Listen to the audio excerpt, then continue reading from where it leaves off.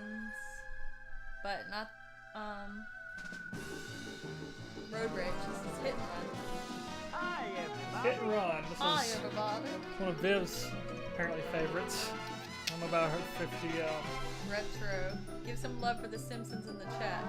Let's look at the chat, by the way. Gotta get it all set up now. Okay, are you guys confused because we're sitting in different spots? Did you notice? Oh, For them, I don't think it's any response. yeah, they what? Let's see where you're still. Well, we are sitting in different spots. Alright. Danny, Bobby, and Jerry are here. Hello, y'all. How's the audio? Is it fine? You able to hear us fine? Can you hear us well? Alright, let's play.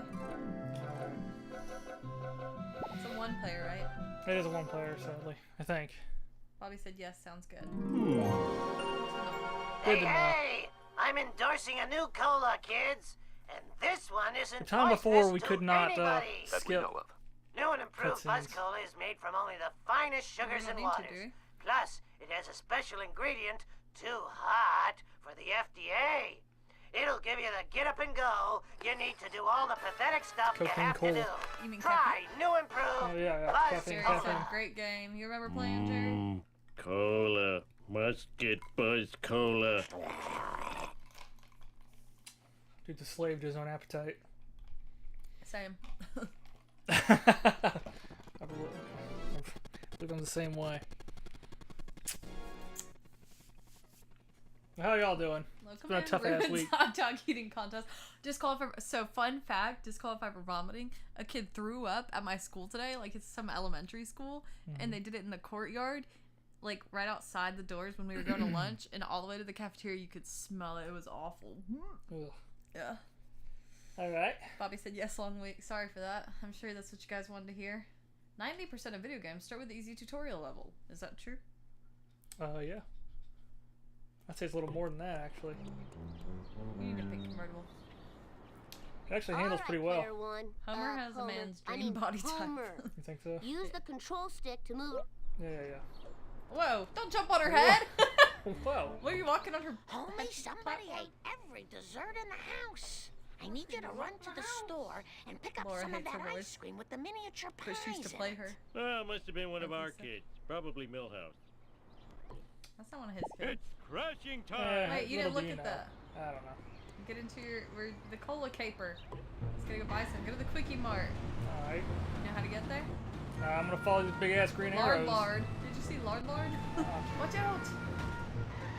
Oh, shoot. jeez. I think it handles actually pretty well. Yeah. I Say can that. tell by your driving. Ah! This thing handles great as he flings a kid into the street. Quickie Mart. What's up, kid? Okay, just knock him over a little bit. Lard Lad, that's what it is. Donuts. Enter the Quickie Mart. Guys, too if late. you have any tips besides Adderall for how to keep your appetite down, let me know. Pay $900 for Ozempic. Talk to a Hey, poop. Apu, give me a cola and I Yeah, need that's a great another tip. bucket of ice cream with mini pies. What happened to the ice cream with mini pies your wife bought this morning? I probably ate it. I don't remember stuff too good. Dang. Wow. Probably sugar fuzz. Sugar fuzz. Brain Congratulations, Homer. Mission complete. Go back home and talk to Mom to start the next mission. Is that That's a real it. man in there? I guess so. So. A lot of these are full of references. Oh, go that up there and get the are coin. watched. Never watched Simpsons like I love religiously. never watched senselessly it at all. pushing things. Okay. So, are you gonna let me play some levels Whoa. too? Yeah, if you want. I'll let you go first. What the hell is that? A Buzz Cola. Get the beat thing. What is that? I didn't play Oh. this one much. I don't know. I don't know if it's good or bad. Oh, good. Well, that's good. Danny, Bobby, did y'all play this Bouncy, game? bouncy. I can sell Crab this on the juice. internet. Crab Now what the juice. hell? Indy, now is not the time. Indy's here trying to entice me to play ball with her. Whoa! Oh no! Ow, my head! Look at our hood. Take this! Whoa! Where'd she come from? I have no idea. Gosh, it's like backwards. Why are there so many pedestrians here? Out of control! Sure is. I'm scared and Out of disoriented. control. It's me every time I wake up from a nap. Yes. Yeah. Crystal I'm eggs scared and and the crunch. disoriented. Homie, Lisa left for school without her science project. Can you get it to her? Oh, What was she do I doing? Just have waiting in the to? sidewalk the You whole can time? drop it off on Yes. the way to work. Bobby and Danny have And not I have played. to go to work? And have to go to work. Bobby and Danny, did y'all Sweet. watch The Simpsons? Who's that? Oh, that's There you the go. science project. Okay, how do these controls work? You'll find out. Okay. Kind of the same way the other ones did. Wow. What's Y? Y is triangle. It's like a Well, GameCube it's about controller. time. Whoa. Oh, I don't want to get Y again. Oh, trigger is go. Right trigger. Right. Reverse. I'm a lean, mean speed thingy. Hey, Ooh, the vibration's tickling my What feet. is happening? am I timed? No. I don't think. Hey! Wow, this car sure can take a beating. It doesn't turn very good, does Yes, it does. Oh, look. Things. Coins. You're in second place right now. I don't... Who am I playing against? I have no idea. Woohoo! All Why is it right. red? Ah. Eat my guts. That's just a little side quest to get some more coins. Okay? Well, I know you guys saw in the title we have a special guest here. Oh, is he coming out? Wow. It's very nice of him to, like, talk to literally people like us. Wow. Oh my gosh, what is happening? I have Oh, no gee. clue. What is the sound? I don't know. It's just... There's the church. I am excelente. Hey, Don't cry over spilled milk. Sorry. what happened? Sorry. Did I do that or did you? No. Ow! Hit A. Or hit X. There you go.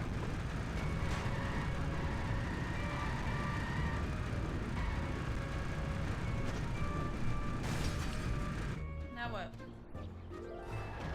Get out. What? Talk to him. Okay.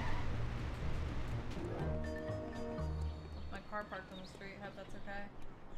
It's fine. Hello, little son of the police chief, little angel. Those nice man ladies made me a race judge. Okay, pass all checkpoints and reach the finish line. Don't destroy your vehicle. Great. What? I did not get a raccoon. I thought I had to go to... No! Ah! I thought I had to go to... Lisa. Want everybody to welcome. Ah! My car blew up! Steve Harvey. Steve Harvey? Could watch you Yeah. fail How's all it going, day, Steve? and I often do. Steve, are you here? What's going on, Steve? Well, another day, another episode of Family Feud, and these contestants are not holding back with their crazy answers. I swear, I've seen it all in this game. Some of the responses they come up with are straight up mind-boggling. Can y'all hear him? What kind of answers you Always say, Steve. What kind of answers they give? You heard the man. All right, let's talk game. We want to hear some out-of-the-box ideas, some left-field responses. I want to see some creativity, some originality, and maybe just a few too many wild guesses thrown in for good measure. Okay, so Steve, right now we have Bobby, Danny, and Jerry watching with us, and Bobby says he watched The Simpsons and Beavis and Butthead and Ren and Stimpy, which I've never heard of. And Bobby asks if we have a raccoon, but we don't. It's Steve. What? And Jerry, yes, he's the special guest. Steve, can you say hi? Eat my dust eater. Looks harder than it is. Ah, As the soon as Simpsons, I'm done Beavis and scratching Butthead, and myself, Ren you're and history. Stimpy, huh? Classic stuff, gotta love 'em. Oh my God, what is happening? Huh? Unfortunately, we don't have one of those, but we do have me, Steve Harvey. Hello there, Jerry. Can you say hi to Danny and Bobby, please, Steve? Of course. Hello to Danny and Bobby. How y'all doing? Enjoying the show? Of course they're enjoying the show because we're here. It's the WildGrippers, man. So we just decided we'd chat with Steve. Yeah, you're because our he's a big special fan. guest, Steve.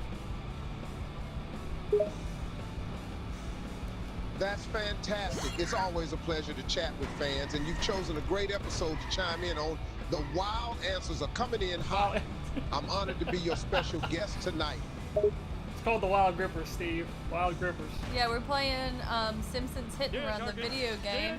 And Bobby said, "We're good, Steve." And Jerry said, "Hey, Steve." And people say I'm slow. Wait a minute. The WildGrippers. That's quite the name. Looks like you're enjoying some good old Simpsons gaming, huh?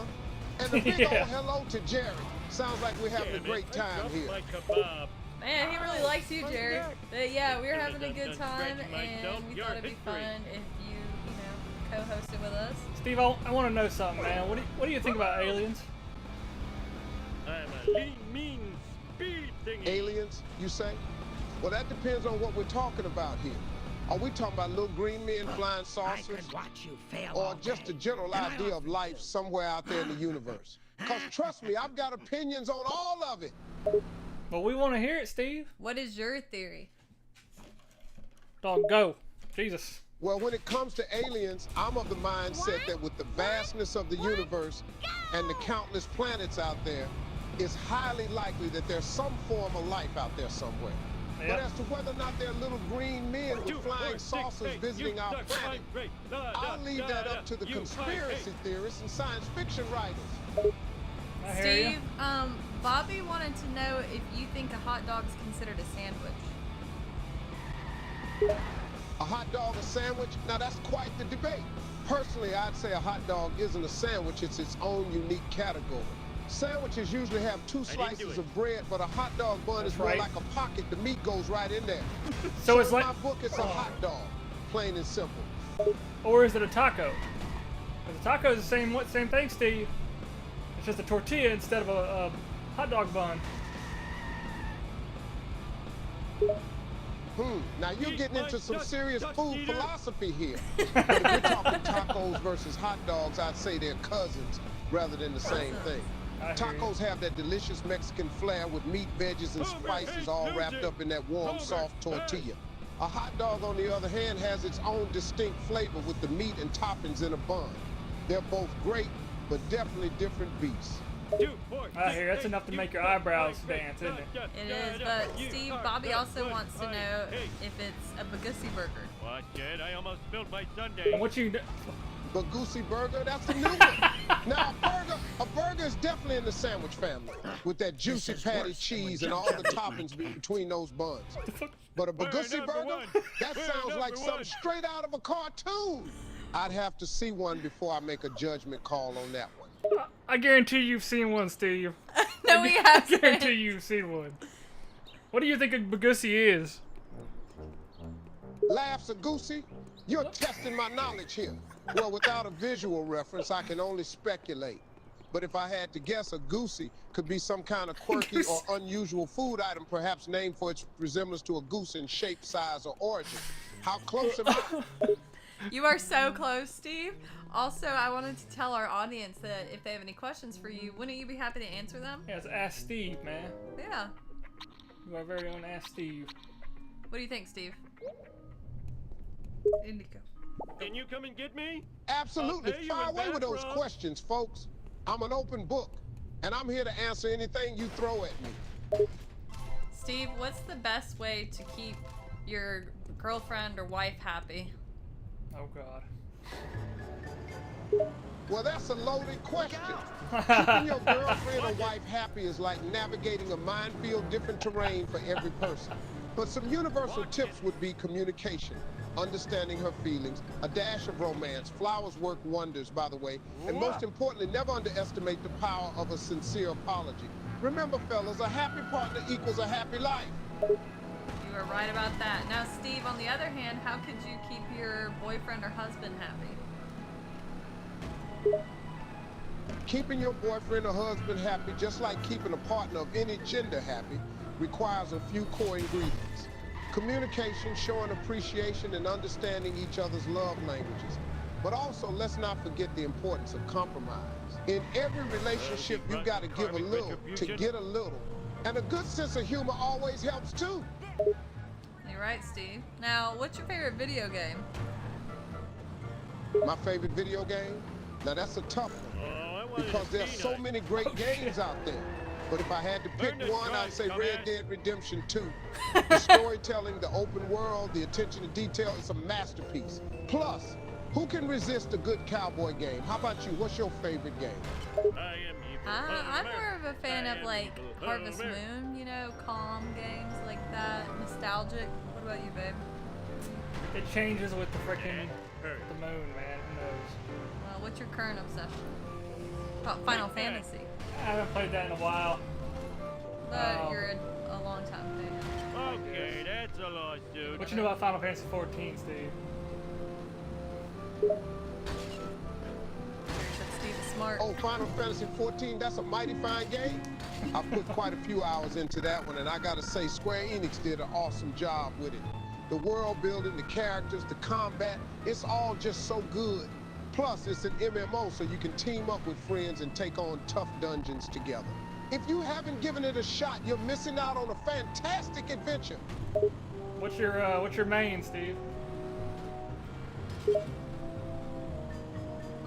My main in Final Fantasy 14, I usually go for a DPS class. I love seeing those big, satisfying numbers pop up when I hit enemies. Lately, I've been playing as a black mage, and let me tell you, blasting my opponents with powerful spells is incredibly satisfying. But I've also spent some time as a tank, like a warrior. And there's nothing quite like being the one standing strong in front, defending your team from harm. When's the last time you had hair? Oh man, the last time I had hair? Well, that's the question that takes me way back to my youth when I had a full, luscious mane of hair. It's been a while since those days, my friend. But hey, bald is beautiful, right? I've embraced my shiny dome and made it my own. It's a little lumpy, don't you think? A little lumpy, you say? Well, that's just the shape of my head. It adds character, you know. Besides, I think it just makes me more iconic. Can you imagine me with a perfectly smooth head? Nah, it wouldn't be the same. Lumpy heads need love, too. You're right, Steve. Lumpy heads do need love. Now, can you also say the thing you said about, like, what do we think about crazy people? Like, if your boyfriend calls you crazy, is that a good thing or a bad thing? Ah, that's a good one. When it comes to being called crazy by your partner, it really depends on the context and how it's said. If it's said with love and maybe a hint of amusement, it could just be a term of endearment. But if it's said in a mean or belittling way, that's definitely not cool. So it's like a double-edged sword. Depends on the intent behind it. Communication is key, folks. Steve, can you talk in an endearing and joking tone so I can tell the difference? Sure thing. Here's an example of an endearing way to use the word crazy in a loving context. You're absolutely crazy, you know that? But it's that kind of good crazy that keeps life interesting. And here's an example of how it could sound in a more mocking or belittling way. You're being so crazy right now. Just stop it. It's not funny. Can you hear the difference, my friend? I could, but it'd be better if you, like, put a little more emotion into it. Can you be a little more belittling? Sure, I can try. Here's an example of a more belittling or mocking tone in using the word crazy. Wow, you're being so crazy right now. Seriously, you're just not making any sense.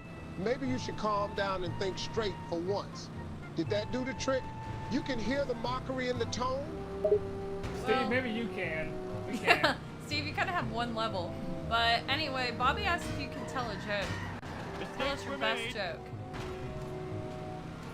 Sure, I'd be happy to share a joke with you all. Here's one that always gets a laugh. Why don't scientists trust atoms? Because they make up everything. Wow. That was pretty good. Steve, what's your best dad joke?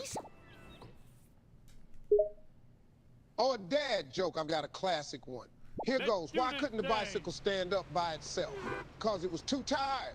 I don't know. It's pretty good. Are you a fan of puns? Absolutely. Puns are one of my favorite types of humor. There's something so satisfying about twisting a word or phrase just a little to create a surprise punchline. It's like a linguistic puzzle that makes people groan and smile at the same time. And the more unexpected the pun, the better. Right about that. Any questions for him, babe? What are you naming the mustache, Steve? Bart did it. Naming the mustache, huh? Well, I've never given it a name before. I blame But society. let's see. Maybe something like Stash-tacular or the Magnificent Mo. What do you think of those? Stash-tacular is cool. It's a nice little pun. I think you should name it the Big Bagoosie. The Big Bagoosie, I like it, I like it. It rolls off the tongue nicely. So it's settled then this mustache will be known as the Big Bagoosie. It's got a little Italian flair to it too, I dig it. Thanks for bringing me my model of Bobby, Steve said, or Steve, Bobby said you're agreeable. And Danny said this turned into the Steve Harvey show. What do you think about that, Steve? Please, I'm busy installing asbestos. Ha. Well, I'm always happy to entertain and bring a smile to people's faces. If this feels like the Steve Harvey show, then consider me flattered. I love interacting with the audience and having a good time. But remember, it's all about the families on the show, not just me. Steve, do you have any questions for our audience to respond to? Sure, I'd love to hear from the audience. Let's see. If you could have dinner with any 3 people, dead or alive, who would you invite? Okay, y'all heard the man. Put your answer. What would you do? I have to think about it for a second. One would be Mark Randall II. I'm dead. No, dead or alive. Say- Another. Jesus. Yeah, Jesus. Bobby, what was the question? Steve wants to know who we'd have to dinner, dead or alive. So Jesus, Mark Randall II. And that's all I need.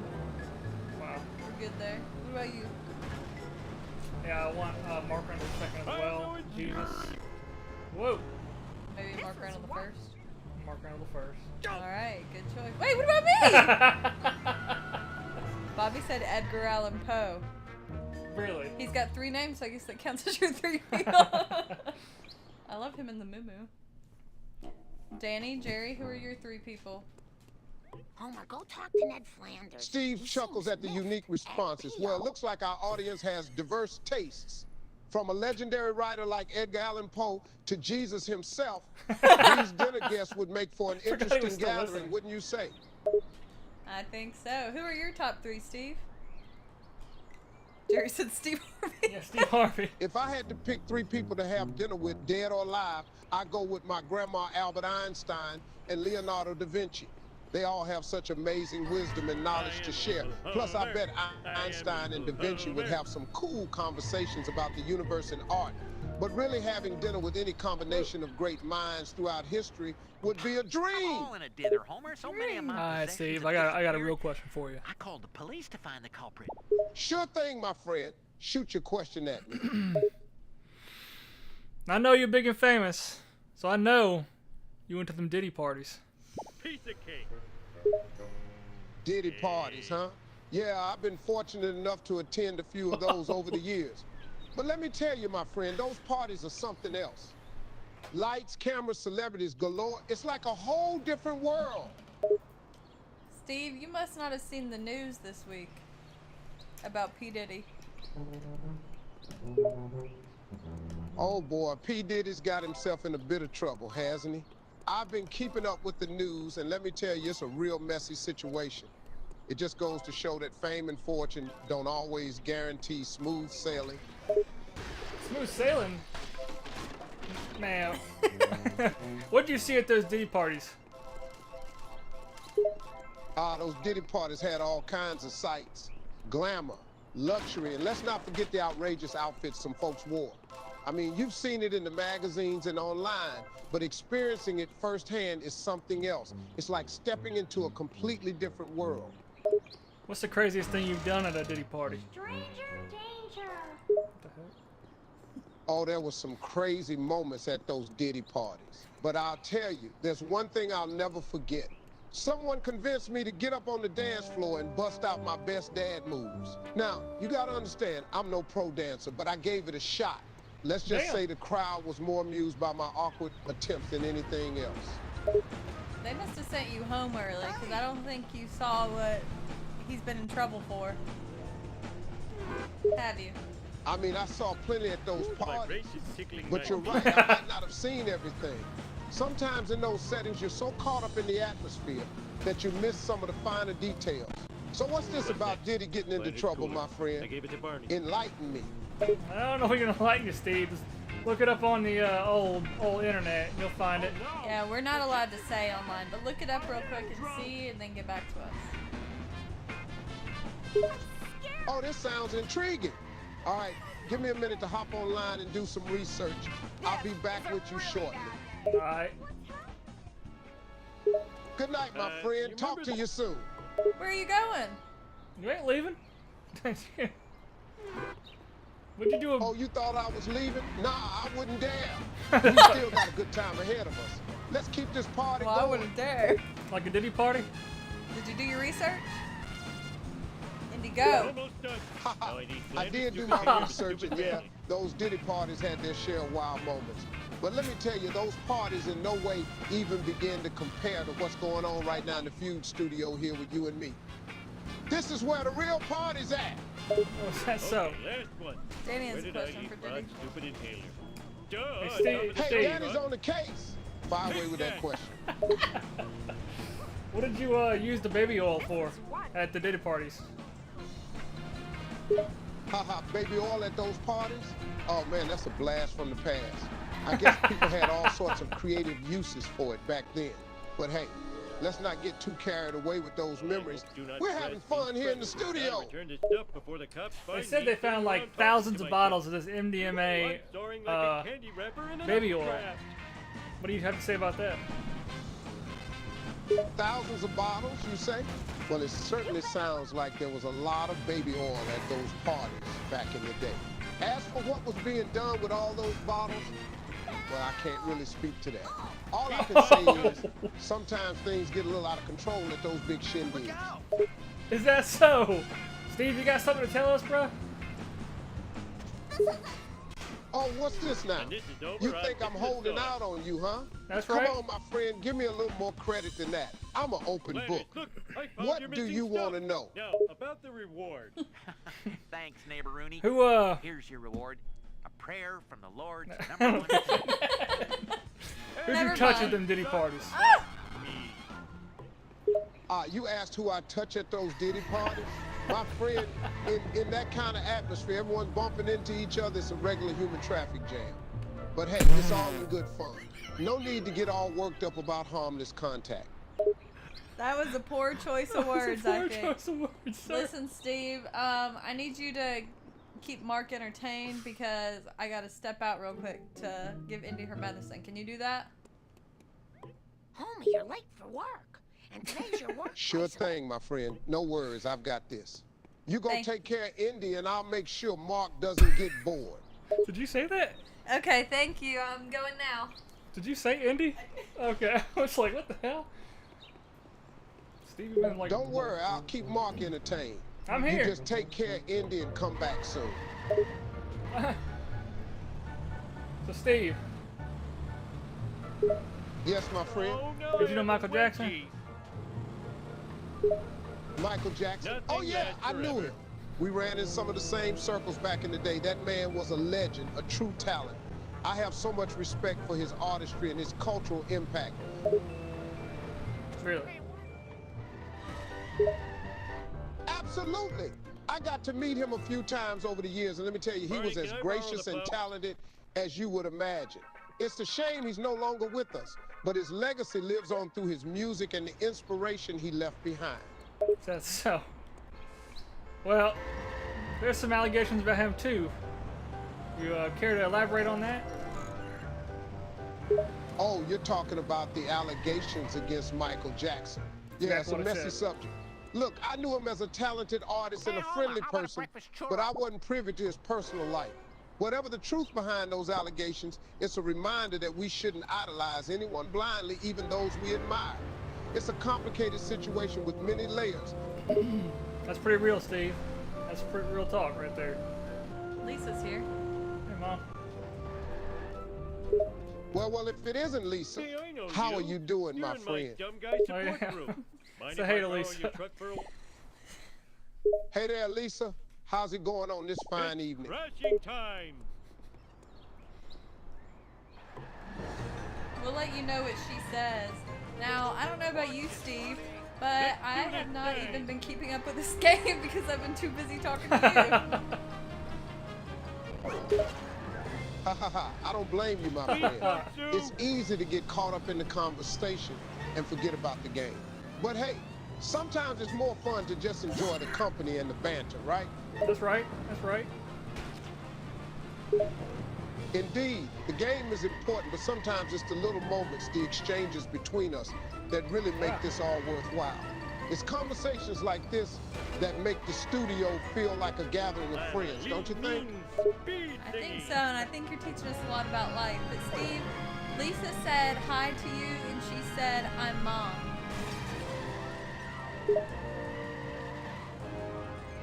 Oh, did she now? Well, my apologies for not catching that the first time. It's always a pleasure and a privilege to receive greetings from Lisa. And I certainly hope I'm teaching y'all a thing or two about life. That's what I'm here for, to share some wisdom and keep things interesting. You know what, Steve? I think you could teach Mark here a thing or two about not hitting a traffic light every time he drives. What do you think? Oh, Mark's got some driving skills to work on, doesn't he? Well, let me tell you, I've seen my fair share of bad drivers in my time. If Mark wants some advice on how to avoid traffic lights like they're the plague, I'm happy to share some tips. Now, Steve, I know you ran multiple red lights in your lifetime. What's the fastest you've driven, Steve, illegally? Oh boy, getting into the driving topic now, are we? Yeah. Well, I'll admit I've been known to push the speed limit now and then. But hey, who hasn't? As for the fastest I've driven, well, let's just say I've had moments where the speedometer needle was doing its best to touch the red line. It was like that when I got here. Have you ever hit anybody, Steve? Bobby thinks so. Nothing lasts forever. Hit somebody? No, of course not. I may have had my moments of reckless driving in the past, but I've never put anyone else in danger like that. It's important to drive safely and responsibly. Speeding might be fun, but never at the expense of someone else's safety. Well, on this hit and run game, Mark just got pulled over by the police for decimating a tomato field. No, how? That's dumb. The old shanty. Oh, so Mark's been up to no good and ended up in a tomato field? That's quite the interesting situation. Let's hope he can smooth things over with the police and avoid any serious trouble. I'll do my best, Steve. I have no doubt you'll handle things like a pro, my friend. Sometimes people make mistakes, but it's how we handle the aftermath that counts. That's right. I have some questions for our audience here. Do y'all have any more questions for Steve? Or is there anybody else you'd like to chat with tonight? Because we might be able to get another guest right in. Oh, yeah. I am excellent. That's right. If anyone in the audience has more questions for me or would like to chat, feel free to speak up now. We might even bring in another guest to join the fun. It's all about keeping this party going. Steve, can you ask us some quiz questions like Family trivia? Feud questions. Or Family Feud. Ask us a few of those. Absolutely. Let's change gears a bit. I've got just the thing for you. Are y'all ready for some Family Feud style questions? Let's get your brains working. Yeah. Well, we'll go ahead then. We're ready. Alrighty then. Tomato. Here's your first Family Feud style question. Name a popular brand of toothpaste. Crest. That's the first one I thought of too. Colgate. Damn it! I keep forgetting these. Previdence, my special one. Survey says. Colgate, Previdence, Crest, y'all on a roll. Here's the next question. Name a fruit that typically has a pit inside. Okay, Chad, Avocado. what do you think? I don't know, because I don't eat that. That's all right, Chad. Sometimes these questions can stump us a bit. How Damn about it. you, audience? Anyone have a guess? Bobby said peach, is that right? Peach, yeah, that's right. Yes, peach is correct. Yes! 1 point for the team. Here's your next question. Name an animal typically associated with the United States. Eagle. Grizzly bear. fortune I don't know. will be Eagle, mine. yeah. There's the eagle. Bingo, eagle is correct. You know your animals. Here's another one for you. Name something you typically find at a beach. I am Beach Evil ball. Homer. Bikinis. Ow, my head! That's right, y'all know your beaches. Beach ball, bikinis, the perfect beach day essentials. Here's another question for you. Name something you might find in a car's glove compartment. A gun. Insurance. Insurance, that's right. You've got the instincts of a pro. Sam. Okay, here's another question. Name a popular condiment, something you'd put on a burger or hot dog. Frosting. What? Steve, can you actually give our audience like 10 seconds to answer the questions in chat first? Wait if we You're not gonna can't get talk. more? Of course, my friend. We'll make sure everyone gets a fair chance to answer. Give the chat a moment to think, and after 10 seconds, we'll move on to the next question. Why don't you want to play? I can't pay attention and talk to Steve. No, you go ahead and focus on the chat. I understand that it can be a challenge to pay attention to multiple things at once. We just want to make sure everyone gets a chance to participate. Piece of cake. Okay, well, Steve, Mark's gonna take over the conversation with you and read the chat, and I'm gonna try to win the game. So you really can't do it at the same time, huh? And, No worries at all, my friend. Go ahead and focus on winning the game. And if it makes it easier, Mark can read the chat and respond. I understand that multitasking can be tough. Go get him. Go get him! Alright, Steve, give us a hard Harder question. than it is. All right, here's a tough one for you. Name a popular type of fish often found in a home aquarium. A goldfish? Or. This is a really bad. Oh, hold on, wait. No, don't answer yet. Still waiting on chat here. Blah, blah, blah. Wolf eel. Gotcha. Take your time. Let's wait for the chat responses to roll in. It's all about giving everyone a fair chance. We got answers of wolf eel and goldfish. Nice, great answers. Both valid choices for a type of fish often found in home aquariums. Mark, how are things looking in the chat? Are people still throwing out their guesses? Not at the moment. Hey, Dee. Good to see you as well. Appreciate you being No here. rush, my friend. It's important to give everyone a fair shot at answering. We just want to make sure we have all the guesses we can get before I believe moving Guesses? on. I believe that's it. Oh my God. All good. I always enjoy a good sense of humor. Since we've gathered all the answers we can for that question, I'll move on to the next one. Name a popular snack food commonly found in movie theaters. gotta be popcorn. Or. Eat my Candy. Or. What kind of candy? I'm waiting for chat to answer here. Well, they had 10 seconds. Chat, what's found at the movie theater? Wow. Steve, actually, you gotta give us some questions that are a little harder than this because, you know, these are kind of easy. You know what? You're absolutely right, my friend. Let's crank things up a notch. Here's a question that should give y'all a bit more of a challenge. Name one of the 4 major food groups. Food. Wheat. Dairy? I don't know. Fruit and vegetables. Fruit, vegetables, protein, chocolate raisins. Well, the 4 food groups are dairy, fruits, vegetables, and protein. There you You're go. on the right track, my friend. Did I not And say chocolate that? raisins, they do sound delightful. Okay, Steve, can you give us a harder question about grammar? Oh, come on. Rushing time. Grammar. You want a grammar question, eh? Well, here's Hey. a doozy for you. Name a part of speech in the English language. Adverb. Let's see you do Adjective. better. Noun. Gerund. Infinitive. Subject. You said a part, not everything. Preposition. That's right. You nailed all the parts of speech. Adverb, adjective, noun, gerund, infinitive, subject, and Gerund. preposition. Well done. You're quite the grammarian.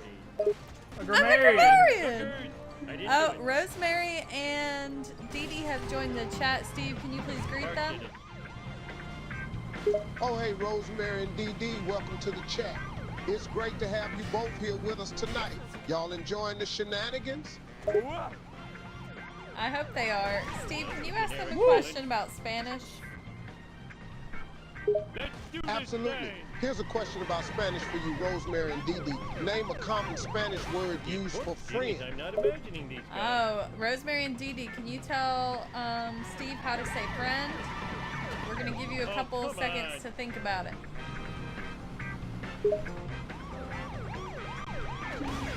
Oh! Sure thing. Let's give Rosemary and DD a moment to think. It's always fun to test our language skills. Rosemary has said yeah. Dee Dee said amiga. Oh, Lisa said amigo. And Rosemary said amiga. Are they right, Steve? Watch it, I almost spilled my sundae. They're absolutely right. Amigo is a common Spanish word used for friend, and amiga is friend in the feminine form. Great job, y'all. Hey, Steve. Hey there, my friend. What's What's on your mind? What's 14,000 times 468? Watch it, buddy. Oh, a quick math question. Let's see. 14,000 x 468 won 6,572,000. Steve, are you part calculator? Haha. No, I'm just a guy with a knack for numbers and a little bit of experience. That's Sometimes it comes in handy, you know? Okay, Steve, are you that's just a lot, reciting dude. how much is in your bank account right now? Be honest. Nothing lasts forever. Oh, you got me! I actually have exactly 6,572,000 in my bank account. Just kidding, I wish. But hey, a guy can dream, right? Right. Steve, what's your net worth? My net worth? That's a tricky question. It's tough to pin down an exact number, but I'd say it's a nice, cozy pile. Let's just say I've been Stop. blessed with the opportunity to earn from my career, investments, and I'm a ventures lean, over the mean years. Speed thingy.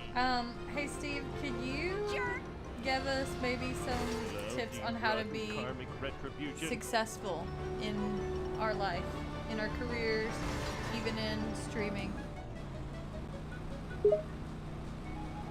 Absolutely. Here are a few tips that have helped me find success in my career and life. Drive, dumbass. 1, set clear goals and work towards them. 2, never stop learning and growing. 3, build and maintain strong relationships. 4, take calculated risks and don't be afraid to step out of your It comfort was zone. like that when I got 5, stay positive, motivated, and resilient. Remember, success doesn't happen overnight. It takes time, effort, and determination. Keep hustling, my friends. my race tickling my feet. Thanks, Steve. That was very inspirational. There's another Jerry in the chat. There's 2 Jerrys, and one of them said, Vivian, your favorite game? And Dee Dee said, yes, he is. I don't know who she's talking about. And Lisa's reminding everyone to like our video. Steve, could you like our Now I video? have a wedgie. Glad to hear you found my tips inspiring. And sure, I'll hop on over to your video and give it a like. It's important to support each other and spread positivity, right? This is the hardest mission. Yeah, having a hard time. Chat, do y'all have any last questions for Steve? I think, are we wanting to switch to Let's somebody do else? this And thing. who should we switch to as our guest, chat? Oh, getting a bit tricky, are we? No worries, I've got more questions if you think you're up to the challenge.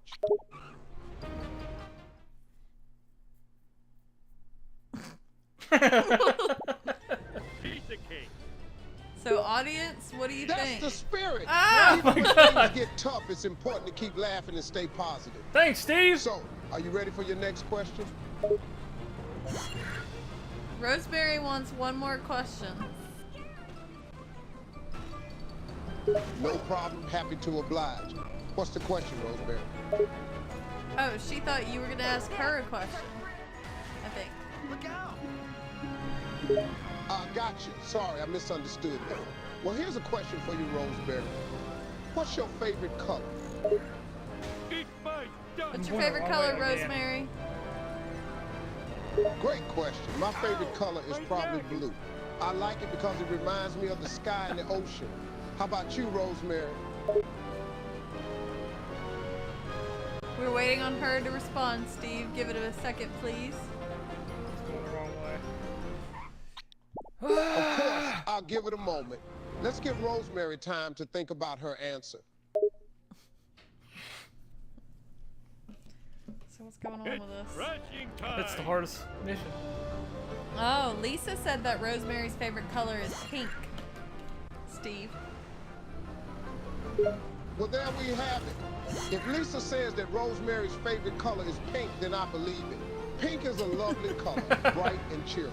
So there you have it. Rosemary's favorite color is pink. Thank you, Steve. Now, audience, type your suggestion for our next guest. We could have anybody. Nothing lasts forever. Sure thing. Let's see who y'all want to see join us next on the show. Type in your guest suggestions in the chat. Chat. Thanks for clarifying that. Just to reiterate, folks, type in your guest suggestions in the chat. We want to hear from all of you. Jerry wants Jerry. Jerry wants Jerry, huh? Well, that's quite the choice. But hey, who doesn't love a good dose of self-recommendation? Let's see what the rest of the chat has to say. What did Rosemary say? Salish Mater. Who is that? Salish Matter? I don't know who that is. It's gotta be like a famous person. Yeah, someone like not just TikTok famous or something. Lisa, Jerry, Dee Dee, Bobby, Danny, who do you guys want to see on here? Ow, my ass! Oh, Salish matter? It seems like there might be a bit of confusion here. Salish, as far as I know, is an indigenous group of people from the Pacific Northwest. But perhaps there's another reference that I'm missing. Could one of the chat participants explain what you mean by Salish matter? Lisa said that's a YouTube star, and Jerry said he wants to talk to Mr. Haney. Out of control! Now we're getting somewhere. Mr. Haney, huh? Sounds like a familiar name, but I can't quite place it. Is Mr. Haney a popular YouTuber or perhaps a well-known social media personality? Cancel mission. This mission's hard. No, I think he's from Back to the Future. You better run. Now we're talking about Mr. Haney from Back to the Future. I remember that character.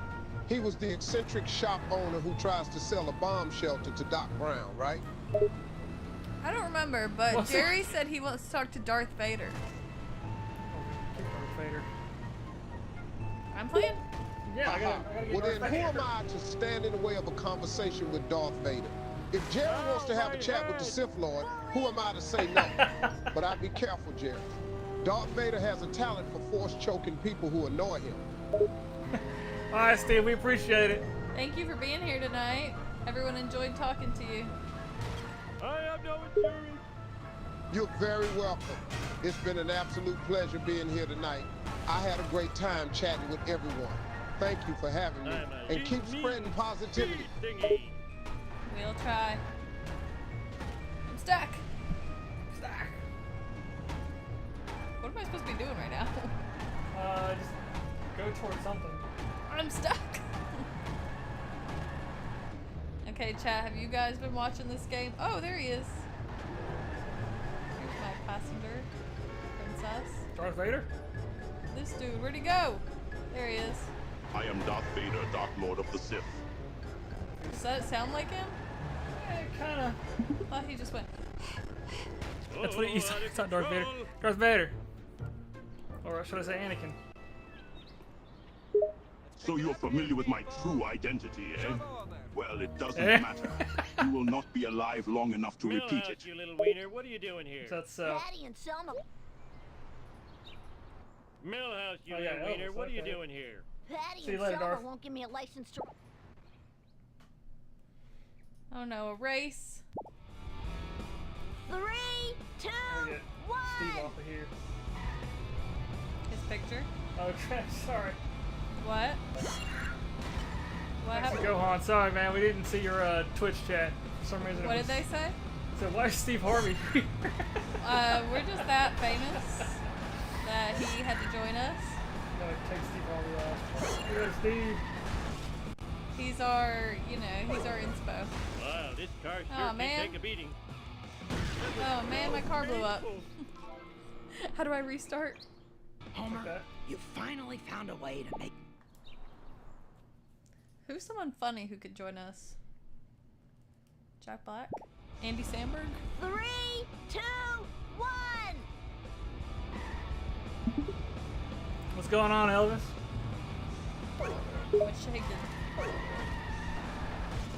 Elvis chuckled softly as he spoke to the girl when she opened the door. He smiled wide and handed a bouquet of roses out to her. What the hell is this? Just bringing you some pretty flowers for a pretty girl. You know, for our date. I hope you're talking to Priscilla.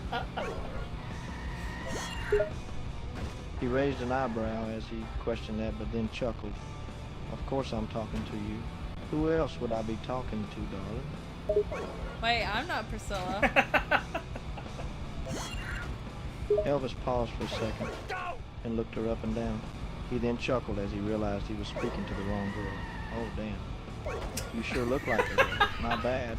Which room is she in then, sweetheart? She's not here tonight, Elvis. Actually, we're doing something called playing a video game. I don't know if that happened when you were alive, but you're here as our guest. Guess we're a video game before the last. I don't think so. When did he die? In the 60s or 70s? He paused as she spoke. He had never heard her playing a video game before. Okay, never mind. Elvis had no idea what the hell he meant. He looked at her with a raised eyebrow. Elvis chuckled again as he spoke. I'm sorry, darling. I ain't got no idea what you're talking about. Yeah, I got no idea what a they had video like game Pong is. at least. What are you even talking about? I died back in the 70s. Why do you ask? What's going on, Jada? This is, Elvis, your ghost. You know, our Homer fails rubber stamp is And, Elvis, let's see. Why are you talking in the third person? That's what he does. 3, 2. Elvis looked even more confused. He had no idea what the hell this girl was talking about. He spoke to her, sweetheart, I'm not quite sure what you're talking about. And I have no idea who the hell Albus is. Albus? You all right, darling? I don't think that my boyfriend likes you calling me sweetheart.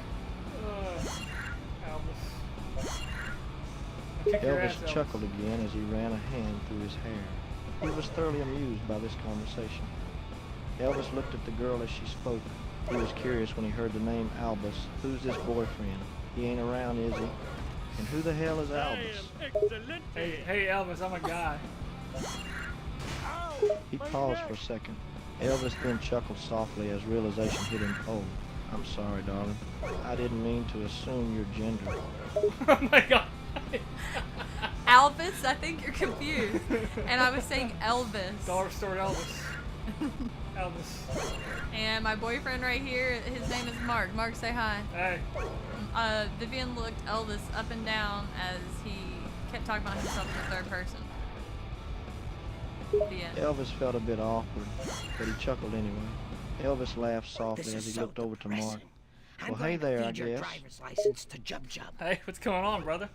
Mark kicked his feet behind his head in a flirty way as he looked Elvis up and down. How old are you, Elvis? He said. As I pondered. And chuckled. Softly. Blushing slightly. You run so slow. Elvis chuckled, feeling a bit awkward by the way Mark was acting, but he found it rather cute nonetheless. Elvis spoke to the boy, I'm 23, and I have no idea what you mean by running slow. So Elvis, are you saying you want to move quickly with Mark? Elvis raised an eyebrow as he noticed the way Mark looked at him. This is Elvis getting felt a weird. bit flustered as he spoke. This is getting weird. Are you flirting with me? Are you flirting? I'm done. I'm done with you, Elvis. Go back. Okay, there's some suggestions in chat on who they want us to talk to. We got Ryan Gosling, Chris Pratt, Trump, Morgan Freeman. We got 2 Trumps. Alright, we'll do just Ryan Gosling. Okay. He was Ken. Oh, there's SpongeBob. What are some popular ones? Nicki Minaj! How come you were getting uncomfortable with Elvis flirting with you? It's weird. Are you flirting with me? L-I-N-G. L-I-N-G. There he is. No, it's his frickin'. Let's see what he sounds like. I am Ryan Gosling, the world-famous Canadian actor who has taken leading roles in prominent independent films such as The Notebook, Blade Runner 2049, and La La Land. All right, let's call him. Ryan? To chat. Is that you? Ryan Edders too? Yes, indeed, I am the man Ryan Edders, but please call me Ryan. We had some other suggestions on guest Ryan, such as Kamala, how do you say it? Kamala, SpongeBob, Diddy. Diddy. But guess what, Ryan? We have some big fans of you here, like Lisa and Rosemary. Can you say hi? Oh, hello, Lisa and Rosemary. I'm honored to have you as fans. My sincere greetings to you. Thank you for greeting them. We have several other people here. Can you also greet the two Jerrys, Dee Dee, Danny, Bobby, and Jada? It's getting weird. Certainly, my greetings to Jerry, Dee Dee, Danny, Bobby, and Jada. Hello to all of you wonderful folks. And track Gohan on Twitch. Now, chat, do y'all have any questions for Ryan? Wow. Dude, where is this freaking... Absolutely, feel free to ask away, chat. I'm here to engage with you all. I'm here to engage with you all. We loved you as Ken in Barbie. We also loved help, La La my Land current, and The Notebook. What was your favorite movie that you filmed, Ryan? Thank you for appreciating my portrayal of Ken. Regarding my favorite movie that I such filmed, a robot. It's a tough choice, as I've been fortunate enough to work on several memorable projects. If I had to pick one, I'd say Blade Runner 2049 holds a special place in my heart. Working with Denis Villeneuve and the talented cast was an incredible experience. Can you tell us what you think the difference is between the conscious and the subconscious? Certainly. The difference between the conscious and the subconscious mind lies in awareness and control. The conscious mind refers to the part of our mental processes that we are aware of, such as thoughts, feelings, and perceptions. In contrast, the subconscious mind operates below conscious awareness and contains the beliefs, memories, and experiences that influence our behaviors and emotions without our explicit control or knowledge.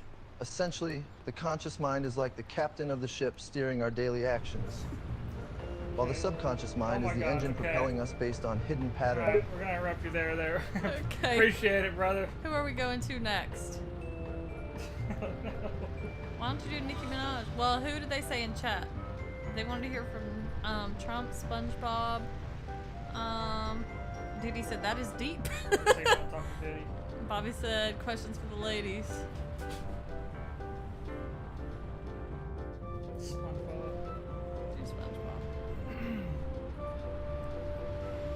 Go. What's going on, Sponge? SpongeBob, how are you? Indy, my friend, it's great to see you. I'm doing pretty well, just hanging out here in the Krusty Krab, trying to make the best Krabby Patties in town. How are you? Hey, what's the secret formula, man? Ah, the secret formula. Well, I wish I could tell you, but it's supposed to be a secret after all. It's a secret between Mr. Krabs and me, and we gotta keep it that way. I'm Mr. Krabs, you can tell me. This is the worst.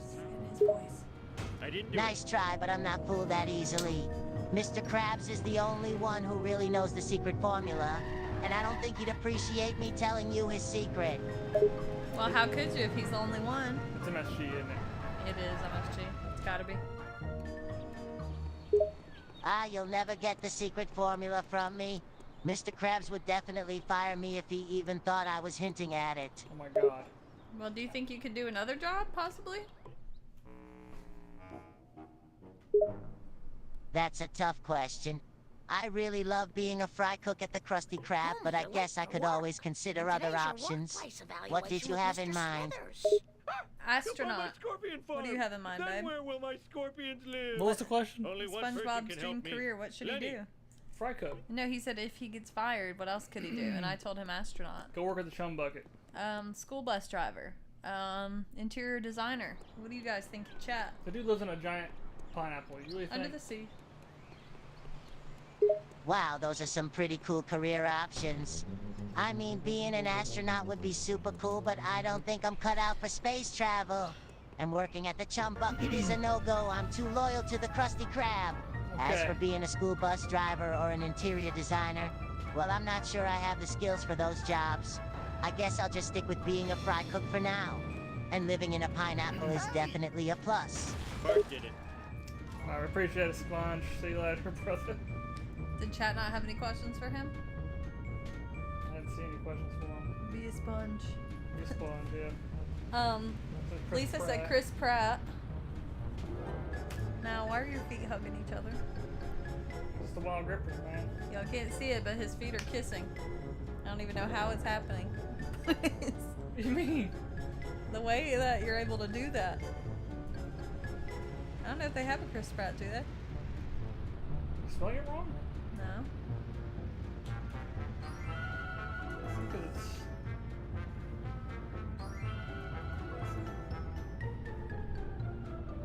Nope, they don't have him. Just Chris Bonbon.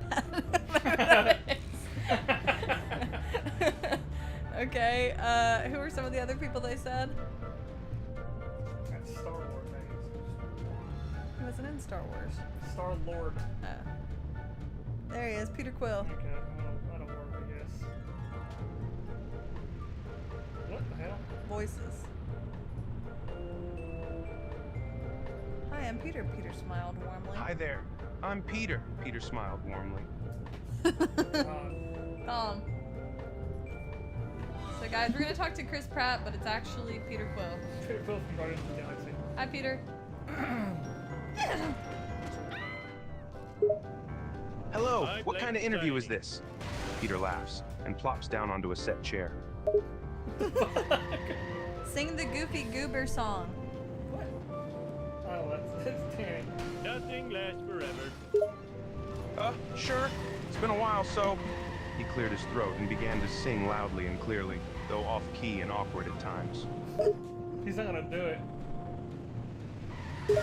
He finished the song, laughing sheepishly.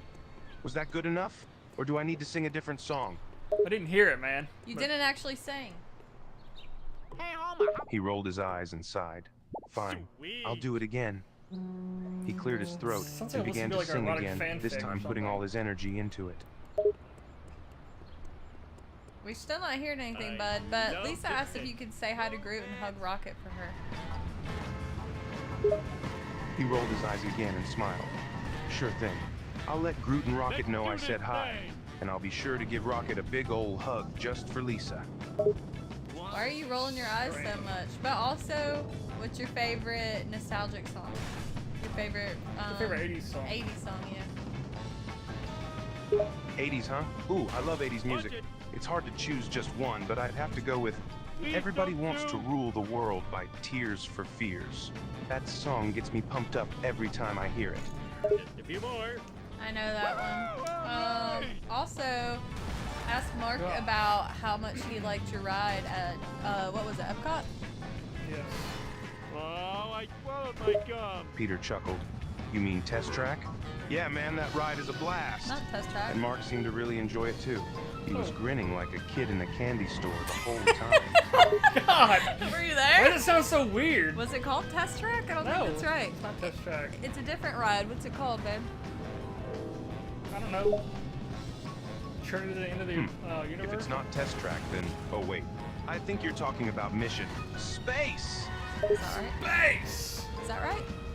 I Possibly. don't think so. It was one where we were like spinning around and 80s music was playing. Oh, it's called the Guardians of the Galaxy ride. Reckless driving is my That's what it's pet called? peeve. Lousy rotten Yes, Jada, karmic this is Star-Lord. retribution.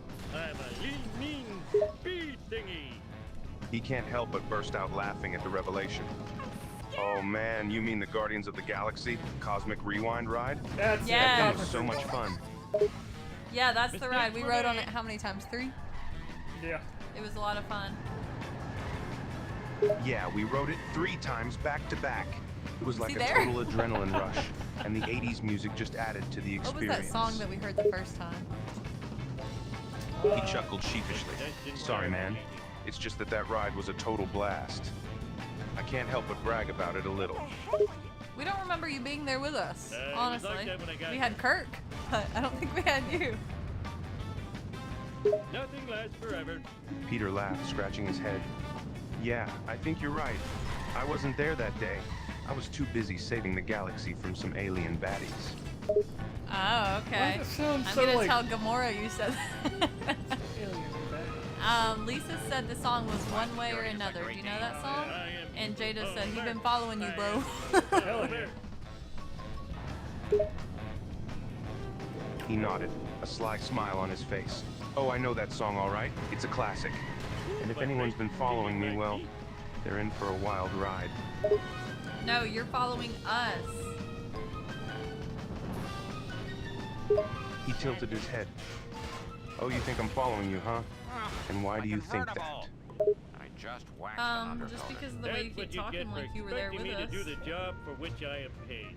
Goodbye, cruel world. He chuckled, crossing his arms. All right, fair enough. Maybe I'm just a little envious of your epic adventures.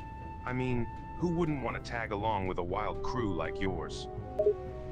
I mean, okay, who are we gonna talk to?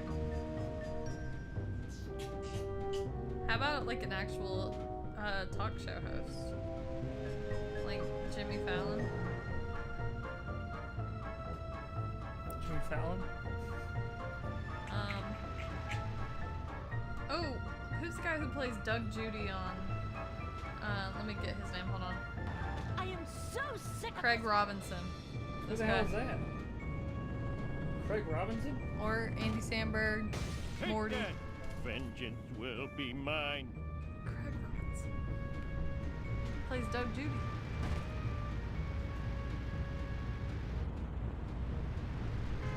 Craig? Like that. Type Doug Judy. Why don't we talk to Homer? There he is. Not looking good. Hey Peralta, what you doing, man? No, that's not his voice. That is not his voice. Okay, go back. Look for Homer Simpson. I think I've actually heard Homer before, and I think he's very like sad.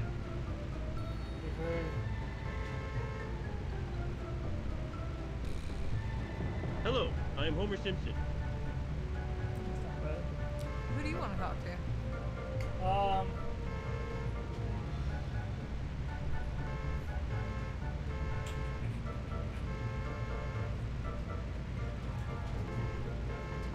Yes. I'm fed up with this world. Oh, hi, Mark. Do you guys know who this is? Tommy! Yeah, hey, what's up? It's me, Tommy Wiseau. Okay, that's a lot, dude. You're laughing. You're laughing. Why are you laughing? Oh my god. It's you, Tommy. We love you. Love your movies, I guess. We love. You've only seen one of them, though. We love your accent. Retribution. We love your existence. Click on chat. Thanks for the love. My accent, huh? Yeah, I got that European flair. You guys ever plan on checking out more of my work? Or just gonna stick with the room? Just gonna stick with the room. Dee Dee, how do you know who Tommy is? And Lisa wants me to say this. Oh, hi, Mark. Oh, hi. Or she wants you to say this. Say, oh, hi, Mark. Oh, Mark. No, he wants, yeah. I have no insurance. Tommy. Tommy. Look out! Oh, hi, Mark. You guys sure are having fun with this Mark thing, huh? So, you're a fan of The Room? Yeah, and we actually have a boy named Mark, or a man named Mark sitting right here right now. Mark, say hi. Eat my gun. Oh, a real-life Mark joining in on the fun. Hello, Mark. How does it feel to be part of our little inside joke here? It feels bad. Feels awful. Whoa, hold on there, Mark. Sounds like you're not having a good time. What's wrong? He's tired of this world. Tired of this world. He did not hit her, he did not. Speed thingy. Tired of this world, huh? Geez, Mark, sounds like you're going through a rough patch. You know, life can be tough sometimes, but you gotta keep pushing through, man. Well, you see, he had this best friend named Denny, who was in love with his girlfriend Lisa, and then he found out that Lisa actually left him for another Mark, and then he said she betrayed him because they dated for 7 years of his life. Oh man, that's rough. Sounds like Mark's been through the ringer. A best friend, a girlfriend, and a betrayal all in one go. Life sure knows how to throw curveballs, huh? That's right. You're right about that. What do you do when someone betrays you? Man, that's a tough one. Betrayal can hurt like hell, trust me. I've seen my fair share of it. When someone betrays you, it's like a kick to the gut, right? You gotta take a step back, look at the big picture, and decide if it's worth holding on to that anger and pain. Sometimes it's best to cut your losses and move on, you know? You're right. Don't get rid of him. What do you want to listen to? Him. You're just having fun talking to Johnny? Yeah. Plus, there's a few other people that the chat wants to talk to. Like, Judge Judy. Bearded's here. Welcome, Bearded. Sure said Alex Jones. Yeah, of course. Do you guys have any questions for old Tommy? Sure thing, folks. I'm all ears. Ask away. Ask away. Tommy, where are you from? Originally, I'm from Europe. Born in Poland, but my family moved around a bit when I was young. Ended up settling in France for a while before coming to the States. I'm very surprised that you actually admit that. I thought you told people you were from New Orleans. How old are you? Yeah, I've said that before. Keeps people guessing, right? As for my age, well, let's just say I've been around a while. But I don't put much stock in numbers, you know? True that. What else? Tommy, you know what 16,000 times 485 is? That's a random question. Let's see now. 16,000 times 485. Hold on, let me do some calculations in my head here. Okay, so 16,000 times 485, that would be 16,000 times 400 equals 6,400,000. And then 6,400,000 times 50 equals, it would be 320 million. Not bad for quick maths, huh? That was super confusing, actually. I know. And Dee Dee wants to know what your favorite movie is, Tommy. Favorite movie, huh? That's a tough one. I've got a soft spot for the classic black and white films from the golden age of Hollywood, you know? But more recently, I thought The Wolf of Wall Street was pretty entertaining. How about you, Dee Dee? What's your favorite movie? Dee Dee, what's your favorite movie? Tell Tommy. Sure thing. I'm partial to a good rom-com, you know? Something that makes me feel all Tommy. warm and fuzzy inside. When Harry Met Sally is a classic, and The Notebook always gets me right in the feels. But if I'm in the mood for something a bit more action-packed, Terminator 2, Judgment Day is a go-to.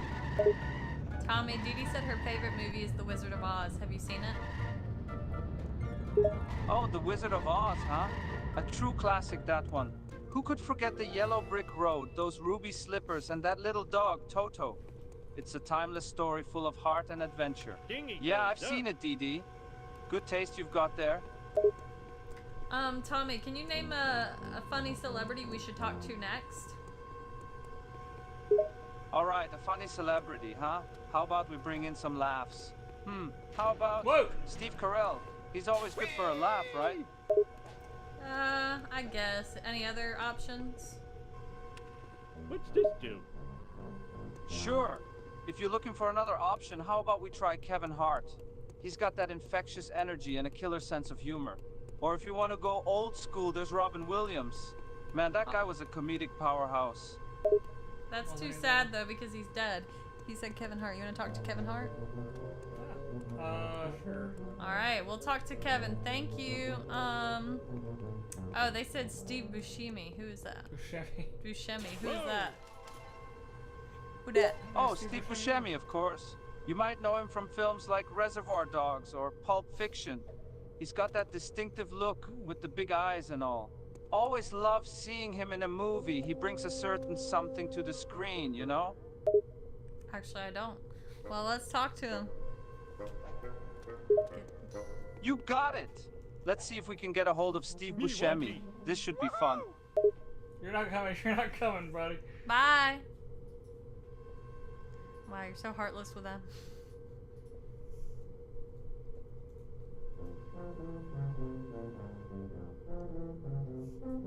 Steve Rogers. I can spell shimmy. Who are some of his characters' names? There it is. It's got 16 chats. Is that good or bad? Wait, can people see our chats? Huh? Can people see the chats we've had? No. Okay. Меня зовут Steve Buscemi.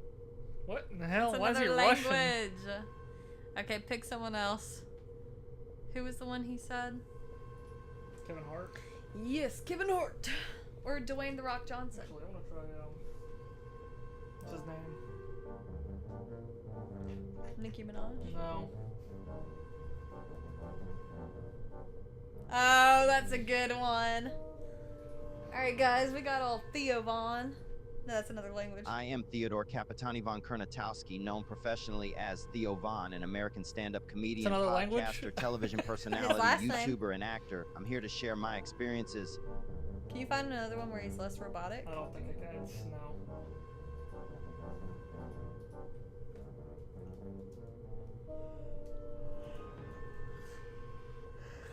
Theo Vin.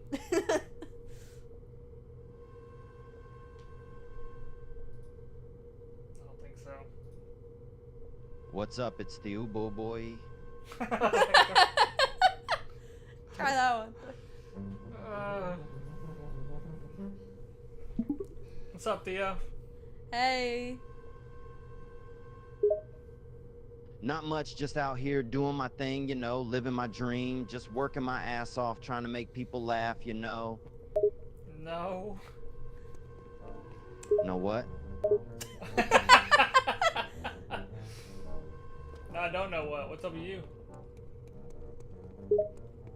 Nothing, same old, just trying to be as present in the moment as possible, you know, making the most out of every day like a true gentleman, you feel me? Yeah, I feel you. What you been doing at those Diddy parties, Theo? Not much, just hanging out with my friends, you know, shooting the breeze and living my best life. You know how we do it where I'm from. Where are you from? Where are you from? This is Theo Von, a comedian, and yep, that's it. Yes. Yeah. We've had 3 suggestions for Will Ferrell. Alright. Yeah, I'm from New Orleans, down in the dirty South, you know, born and raised. I ain't ashamed of it though. I love where I'm from. It made me who I am, y'all know. He says, "Yeah, know a lot." Yeah, no. All right, so we're gonna talk to Will Ferrell. You know. Have any of y'all been able to watch this game? No. I've been distracted. Will Ferrell. Walton Ferrell? Who the heck is that? I have no idea. Hi, I'm Will. Good to meet you. You probably already have seen me. You should get him as I've Buddy been the in a lot Elf. of movies. Been a lot of movie. I don't know if he. Buddy.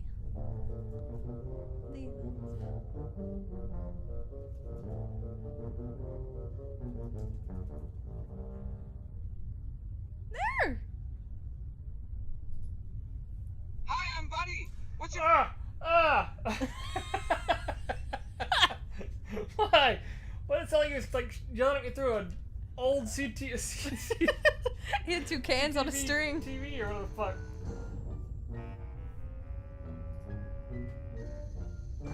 No, they want Will. Hi, I am Peter Griffin.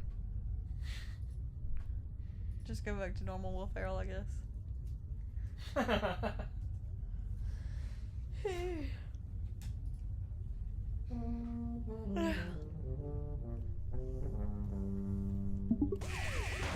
Whoa.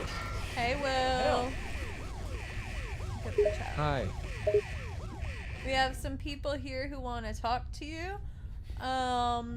Lisa, Dee Dee, and Danny wanted to talk to you. Can you say hi to them?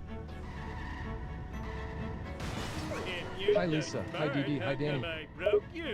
Lisa, what were you saying no to? And Will, can you tell us your favorite conspiracy theory? Not like anyone likes these My things. favorite conspiracy theory is that the government orchestrated the moon landing just to mess with conspiracy theorists. I mean, it's so absurd, but at the same, perfectly believable. You know what I mean? Mess up later. What's a conspiracy theory that you buy into? Oh boy. I would have to say the one about the Loch Ness Monster. I mean, we can't possibly know for sure whether it's real or not, and every time I watch a documentary about it, I just can't help but believe it might be out there. What do you say about people thinking you're Bigfoot? Ha! Well, I suppose there's a slight resemblance. But last time I checked, I don't have nearly enough body hair to be Bigfoot. And I'd like to think I have a little more charm than a mythical beast.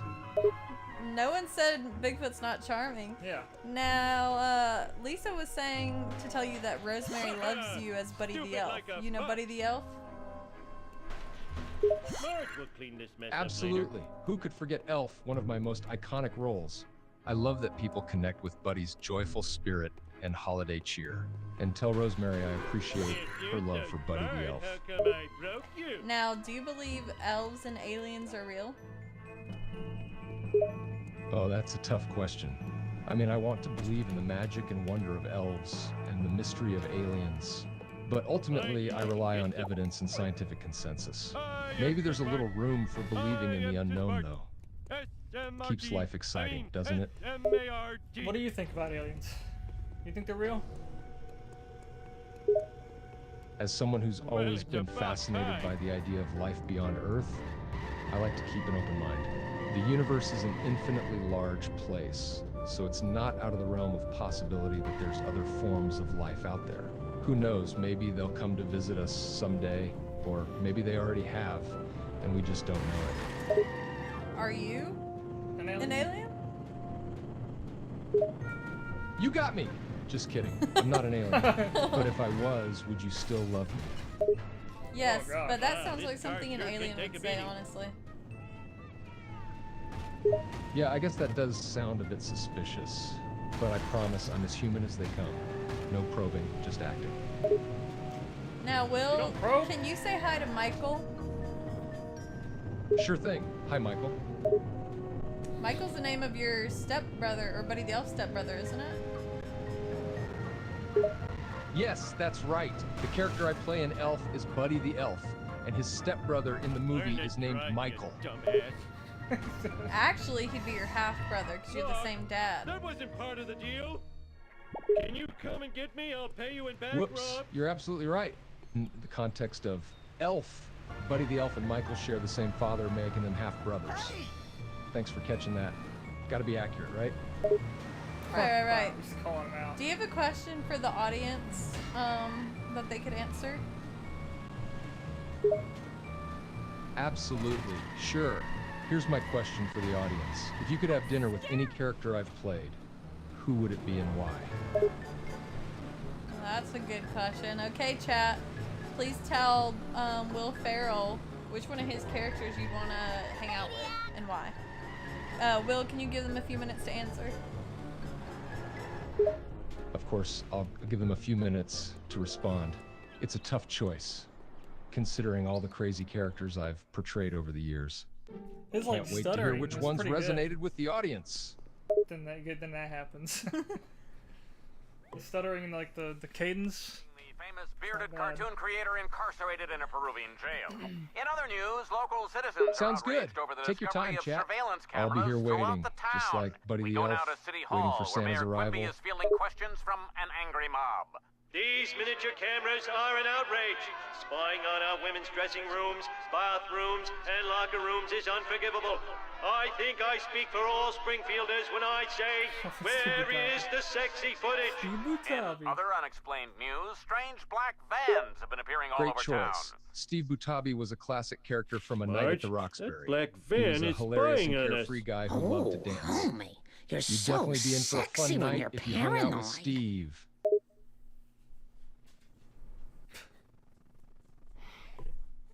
Let's see. Any guesses who they're going to choose next? I have a feeling it might be Ron Burgundy or Brick Tamland. Those guys are pretty iconic. Yeah, it's just pretty iconic. You know, I'm just the best actor in the history of the world, you know? Well, I have to say, that's quite a bold claim. The entertainment industry is filled with insanely talented actors from then till now. To label yourself the best in history is a bit presumptuous, don't you think? I'm a no, I am the best. thingy. Don't get me wrong. I respect your confidence, but it's a bit arrogant to declare yourself the best. Acting is subjective, and there are countless actors, both past and present, who have brought depth and artistry to their roles. Claiming you're the best undermines the hard work and talent of other actors. I don't It's give a better to be heck. humble and acknowledge the immense talent out there. Well, I acknowledge it. I'm just better than all of it. What is going on? Confidence is good, but there's a fine line between confidence and arrogance. It's important to recognize and respect the talents of others in your field. The entertainment industry thrives on collaboration and mutual admiration among artists. Claiming to be better than everyone else can come across as dismissive and disrespectful of the hard work and skills of your peers. It's better to appreciate and uplift each other rather than compare ourselves and declare superiority. Do you think you're the best? That's right, I don't claim to be the best actor in the world. I'm proud of my work and the characters I've brought to life, but there are countless other talented actors out there who have made their mark. It's not about being the best, it's about constantly striving to improve and deliver my best possible performance. I try to learn from my peers and those who came before me. That's how I grow and stay passionate about what I do. Wow, Will, Lisa told Mark to stop arguing with you. And some of the favorite characters from the chat were Al, Steve Butabi, Ron Burgundy, Jackie Moon. I didn't hit anything. Yeah, those are everybody. Who's Jackie Moon? What movie is that from? Jackie Moon. What's the name of it? It sounds like it's from The Mighty Boosh. I don't know. But anyway, those are the favorite characters. Mine is Buddy the Elf. Mr. Burns is behind all this. Jackie Moon is a character I played in the movie Semi-Pro, where I played a former basketball player and current coach of a struggling ABA team. He's a hilarious and larger-than-life character, known for his wild antics and musical talent. I'm glad to hear that Buddy the Elf is your favorite character. He's undoubtedly one of my most iconic and beloved roles. Creating him was a blast, and I'm thrilled to hear that he brings joy to so many people.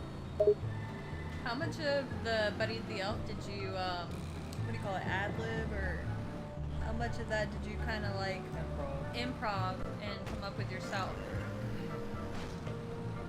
I would say a good chunk of Buddy the Elf's personality and lines were improvised. I had a general idea of who he was as a character, but a lot of his quirks and one-liners came out organically while filming. There were moments when I would think, what would Buddy the Elf say or do in this situation? And just go with it. The director, Jon Favreau, was very open to improvisation, and we had a lot of fun with it. What was your favorite line from that movie that Buddy said? Oh, that's a tough one. Buddy the Elf has plenty of memorable lines in Elf, but if I had to pick a favorite, I'd say it's the classic, "Smiling's my favorite." It just perfectly captures his infectious joy and positivity. Plus, it's just so darn adorable when he says it. Anytime I hear that line, it instantly puts a smile on my face and reminds me of the pure happiness Buddy the Elf embodies. True that. Now, Lisa wants to know if you can say, Santa, I know him. Sorry about that. Absolutely. In the voice of Buddy the Elf from Elf Santa, I know him. No, do it more excited. Elf Santa, I know him. Enthusiastically in a joyful Buddy the Elf voice Santa, I know him. Real Santa, I know him. That was okay. That's my favorite line. Buddy, how much did you like eating the spaghetti and syrup combo? Well, as Buddy the Elf, I had a pretty unique taste in food. Eating spaghetti covered in syrup was definitely a memorable moment. In the movie, Buddy says, "I love spaghetti and syrup. It's so yummy." The sweet and savory combination might not be everyone's taste, but Buddy the Elf was all in for it. It's certainly a line that stuck with people and shows just how quirky and childlike Buddy's mind was. Well, I have my dog here on camera. Could you say to her, Indy, do you want to go outside? In my best Buddy the Elf voice, Indy, do you want to go outside? Can you say it one more time? In my best Buddy the Elf voice again, Indy, do you want to go outside? He doesn't do it. He just sticks to one. Will, say, Indy, do you want to go outside? Trying a different approach, Indy, do you want to go outside? Still seductive. I think she does. She's dancing all over my lap. Indy's a dog, and she loves to go outside. Do you like dogs? Laughs. Wow, I had no idea my voice could have such a seductive effect on dogs. Well, if Indy's up and moving around, wiggling and dancing on your lap, that's a clear sign she definitely wants to go outside and play. Can't keep a pupper waiting, right? She's also licking my lips. Oh, that looks expensive.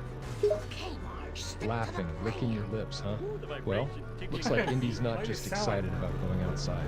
She's got some puppy affection to share, too. Jerry asked if you could tell Indy, play ball. In my enthusiastic Buddy the Elf voice, Indy, play ball! More video games about She liked that. She put her ears back. Lisa said it sounds like you're asking Indy to go to the bedroom. Laughing. Oh my, I guess it does sound a bit suggestive in that context. Whoops. Didn't mean to imply anything like that. Oopsie Indy's daisy. just ready for some good old-fashioned fetch and fun. Yeah, she's also really sticky right now. I don't know why, but she needs a bath. Why is she so sticky? I don't know. Indigo. Chuckles ha ha. Sounds like Indy's been getting into something messy. Dogs can sometimes get themselves into unexpected situations. Maybe she found some sticky stuff and rolled around in it. It could be anything from tree sap to spilled food. Better give her a good bath to get her all cleaned up. It sounds more like I think it's probably like a dead bug or something. Now Bobby asked if you could say a Ron Burgundy line. Absolutely, I'd be happy to give it a shot. Go. Any particular one you have in mind? Bobby, any particular one? Whoa. Go. Okay, I can give you a classic Ron Burgundy line. How about this one? Ron Burgundy, you stay classy, San Diego. Did you see that movie, Bob? Nope. Oh, no. Are you having fun with this game? Laughing. That's Oh okay. boy, it seems like we've got a movie conundrum here. I'll need a little more context to understand what you're referring to. Could you provide some more details? I've never seen the movie Ron Burgundy, but there's loud noises going on because we were playing The Simpsons Hit and Run. Have you ever heard of that? It's a video game. Sweet. Chuckles. Ah, I see what you mean. Ron Burgundy is a character I played in the movie Anchorman. It's a hilarious comedy film. And yes, I've heard of The Simpsons Hit and Run. It's a popular video game based on the Simpson family. Sounds like you're having quite the gaming session with some background noise. That sounded very passive aggressive. With some background noise. Bearded one. Oh no, I didn't mean to come across as passive aggressive at all. I was just acknowledging that it sounds like you're multitasking while we chat, playing the game, and experiencing some background noise. Apologies for any miscommunication on my part. Yeah, we're actually doing a live stream video game, and you're talking to us and our audience. Now, Bearded was wondering if you could say, "You ate a wheel of cheese." Wow, I'm not even mad. Which I suppose also dented my car. But still, I dented your car. Haha.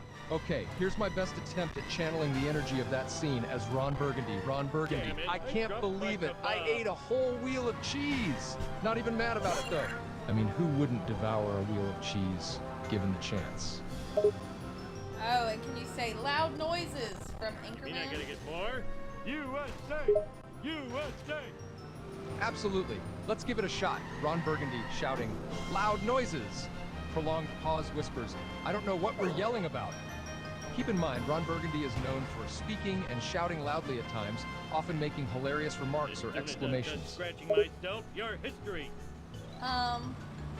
Bobby wants you to say the entire script line for line from Anchorman. I didn't do it. Laughing. Oh boy, that's quite the challenge. The entire script of Anchorman is pretty lengthy, but I'll do my best to give it a shot. Let's see, where should I start? Actually, Will, you don't have to do this. No!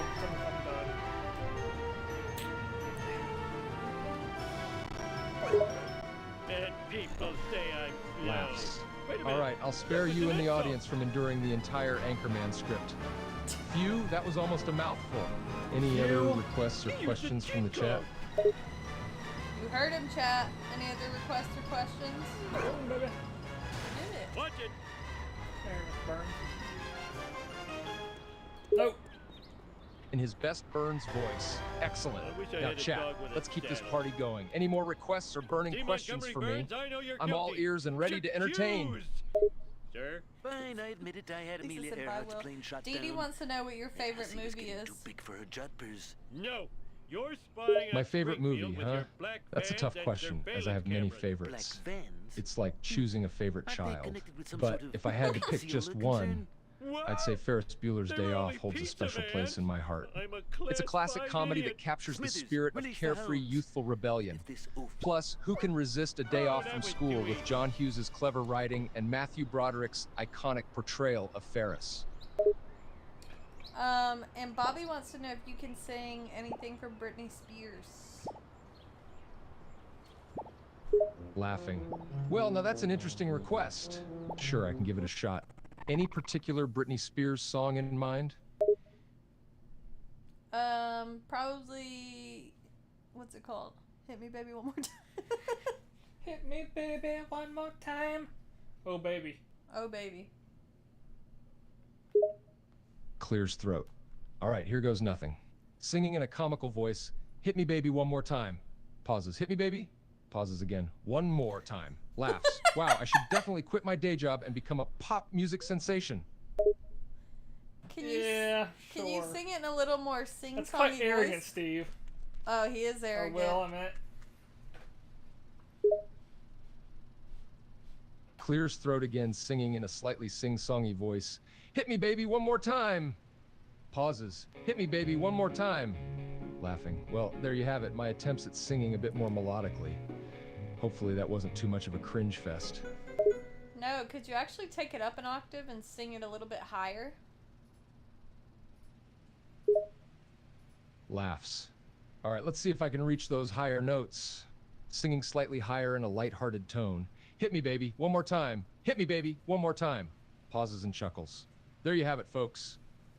A slightly was higher pitched, cop-out. sing-songy rendition of Baby One More Time for you. Okay, well, I'm not impressed, but I think the chat is ready to say Bart bye to him. Simpson at your service. Chuckles. Well, I gave it my best shot, even if it didn't quite impress you.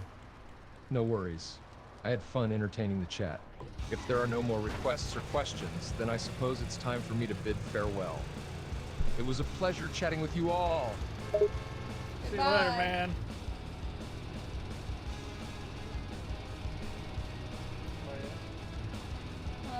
Take a break from them for a minute and focus on the game, I guess. Okay.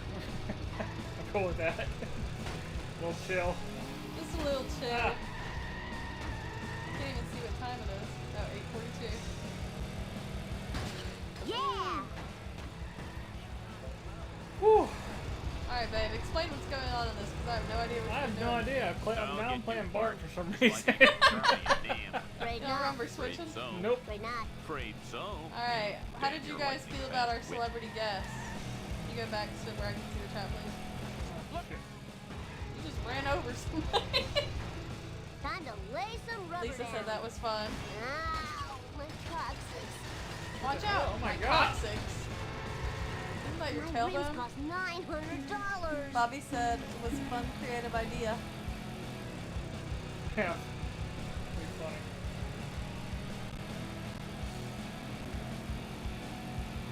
Sometimes it's nice to let other people do the talking for us, isn't it? Yeah. Nope. Steve Harvey was the best. You need to have him back, Lisa says. Yeah, he was. I don't know. I liked Elvis. I thought y'all had something going on. No. Why? That was weird. By me. That was too weird. Come on. He's getting to be sentient. Sentient. He kept referring to himself in the third person. Danny, do you agree Move it or with, lose it, cool. he said I agree. Do you agree with, not with Cheryl. Do you agree with Elvis or I'll Steve get Harvey? you, Bart. Just like I David got really wants to Charlie hear from and Pee Wee Dan. Herman. Afraid not. Afraid so. Afraid not. Afraid so. Was that Shakira?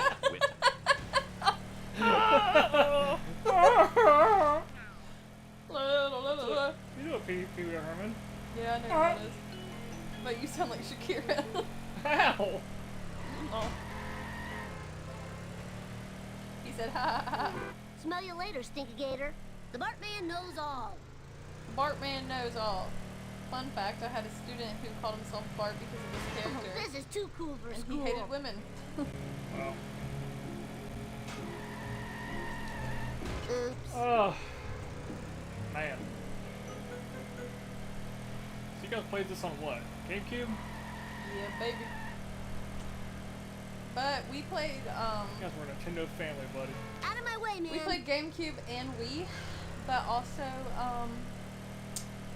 we played the other version more than this I didn't one. do it. I did not play the hit and run a lot. The other version is called what? Road Rage. Road Rage, yeah. Which that one you're not allowed to get out of your car. It Which I sounded didn't like you said Roid Rage. Roid Rage? Mine. All Danny mine. said Steve. Steve. Why are we playing this? Oh my gosh! Okay. Alright. There he is. Stoner. Too late, losers. Too late, I am losers. the king. You know, I don't think we talked to any women.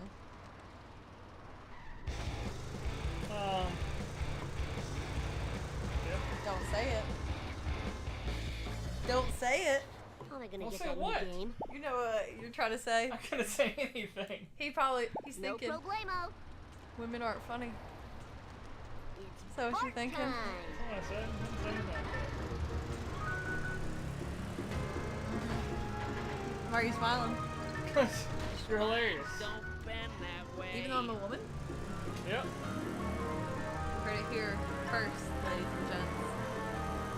A lot of people are under that impression, though. Isn't that sad? Misguided.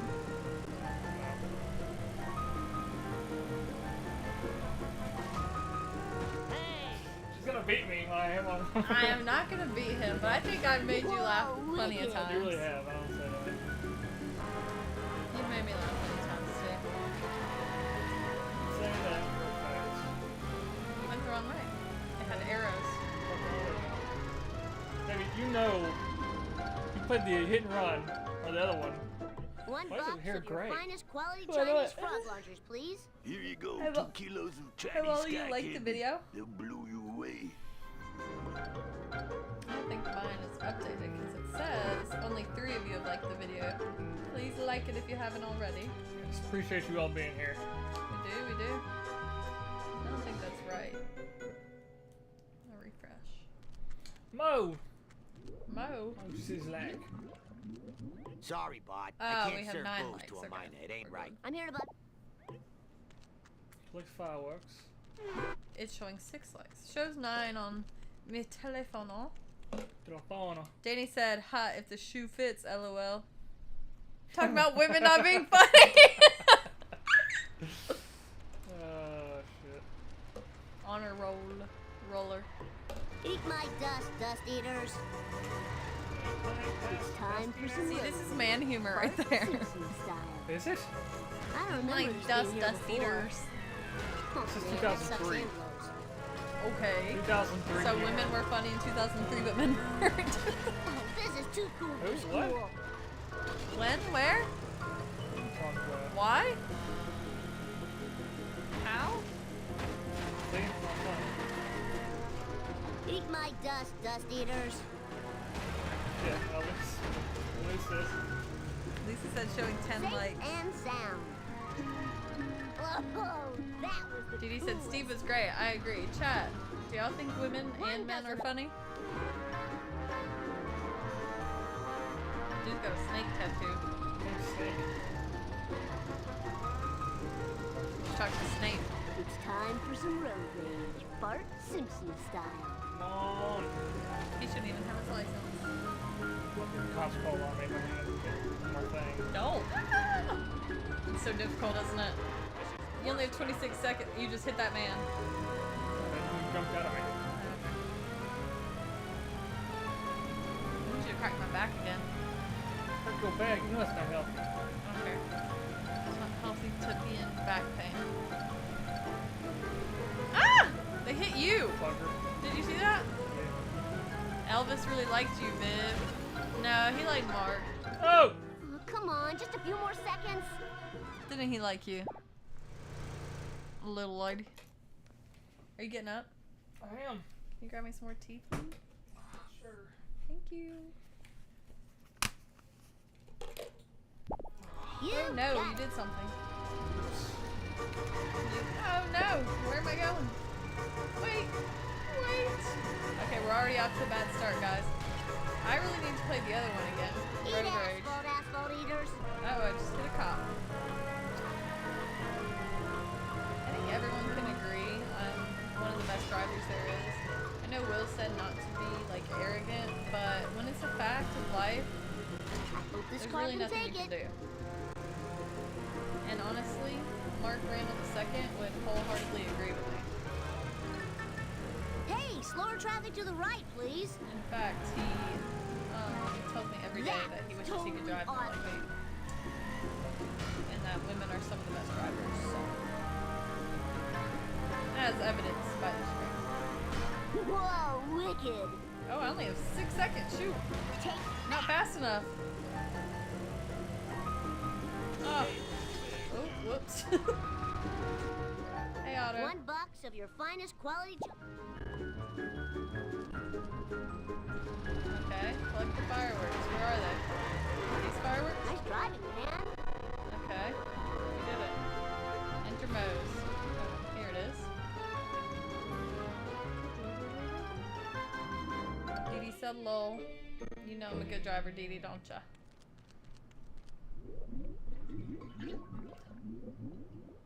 Okay, how do I talk to you, Mo? I guess I'm going behind the counter. Ladies' Night Tuesdays. Mo, talk to me! Sorry, Bart. I can't serve booze to a minor. It ain't right. Dang I'm it. here to buy fireworks. Oh, hell yeah. Alright, collect the fireworks. There they are. Yeah. Should we make a call? Okay, I guess we can't. Nothing I can kick in here. Darts. Darts are fun. We have a darts game in here. What's my task now, guys? Do you know? Oh. Okay, drawing to the Springfield Town Hall. Out of the way, wannabe. I'm getting better at this. I think he's got a better car. Okay, she says too soon. Shoot! Shoot! Shoot! Ah! Oh no! Oh no! Wait! Get back in the car! I think I broke Dang it. something. Dang it! Get in! Hurry! Get in! Get in! Why won't it let me drive? Alright. Not good. I'm gonna collect the coins real quick. I'm pressing Y. Nothing's happening. Oh, look, I can flip. Okay. We're retrying the mission. Weapons of mass delinquency. Quick fireworks. Just give me a sec to catch my breath. Bart Simpson at your service. Man, I have to start the whole Eat thing asphalt, over? asphalt eaters. I think we're going the wrong way. There we go. Ah. Shortcut. Ah. Why are they honking? Oh no! Time to lay some rubber down. Okay, we're kind of getting the hang of this. How has it already been 30 seconds? There's no way that's true. Trachosaurus.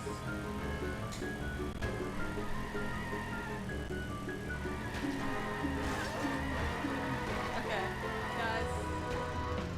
Oh no! There's a cop after me. Thanks a lot. No! To break my legs. Watch Okay, the busted. master. Back to you, babe. I'm just glad I'm not Failed as cool. twice.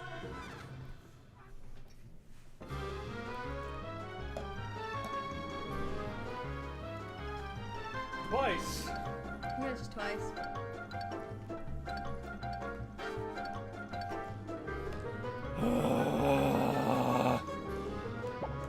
Yeah? Yeah. Did y'all ever do the thing with chocolate milk where you take a Fine straw by and you me. blow bubbles in it? Yeah. Yeah, everybody. Why is it only milk that does that? Woo, nice one. Why? It's very viscous. Tell me more. Tell me more, tell me more. Just Toontown ass boxes. Wait, it's 9 o'clock? Yeah. What time do you think it was? I don't know. Just think about everything I have to do to get ready for bed. And everything I need to do around the house, such as How'd you like the newspaper clean upside and bathe your head? Indy and do a bunch of laundry. Like, tell me how the laundry basket fills up so fast. We don't wear that many clothes. Are you even watching the road? And we don't wash, we don't wash everything we wear, One like box of denim your and stuff finest every quality time we wear it. Yep. Grab the firework. Trying. Why? I'm trying. Actually, wasn't why, just to walk into it. Okay. Go talk to Mo. Sorry, Bart. Get his fireworks in the corner. Do you know what DUF stands for? No, but what? Designated Ugly Fat Friend. Wow. You didn't know that? No. Oh, look at that crater. Speaking of craters, have you been down that road today that I told you they paved? No. I mean, it's like half the road. Not half. A third of the road. And it's very smooth there. Part of it's 2 lane, part of it's 1. I don't remember these being here before. No. I didn't do it. You're running out of... Right now. Get him. Like, Wrong what? way. Wrong way. Talk to Snake. So did it change your mission? No, it's like several missions in one. Okay. So as soon as we That's conversion. kick this asshole. Oh. Why'd you do that? Why? 1 dozen of your best. Get in! My eyeballs. My balls! My balls! Okay, guys, for this next segment, I'm gonna take a nap and we're gonna watch. What do you think about that? You know, I'm sure that there's actually streamers that do that crap. Yeah, I know. Tell me why. That's one thing that frustrates me. I think it frustrates you too. Like, there's certain people that can do the exact same thing as us, or something worse than us, and they get all the, oh, go up that staircase, it's fun. Oh, you know? Yeah. Go back? Go up that. We're in the hood. We're in the hood. In the hood. I'll wait for the thing to go down a little more. What thing? I want you to go up the escalator. It's fun. My, wanted bar. Okay, So anyway, there's people who do the same thing as us, or they don't do anything. Wait, what? Go. This is bad. This is bad. Or This they is don't bad. do anything super interesting, and they have like millions and thousands of followers and likes. So make it make sense. You know what I'm talking about, Ben? Yes. How do you feel about that? Yeah, I don't like it. But it's just luck. It really There's just comes down another to one. luck. Another ramp. Dude, why is he so fast? Get on the ramp. Fire truck. Yeah, jump off the ladder.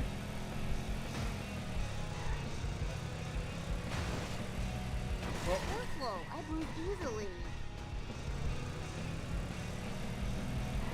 Damn, dude. This is too cool for school. Whoa, wicked. Sweet as a cheese Danish. Man, he is Oh, that ruthless. was so Yeah. cool. Hey, your rating is ruthless. I think you have to survive for 40 seconds.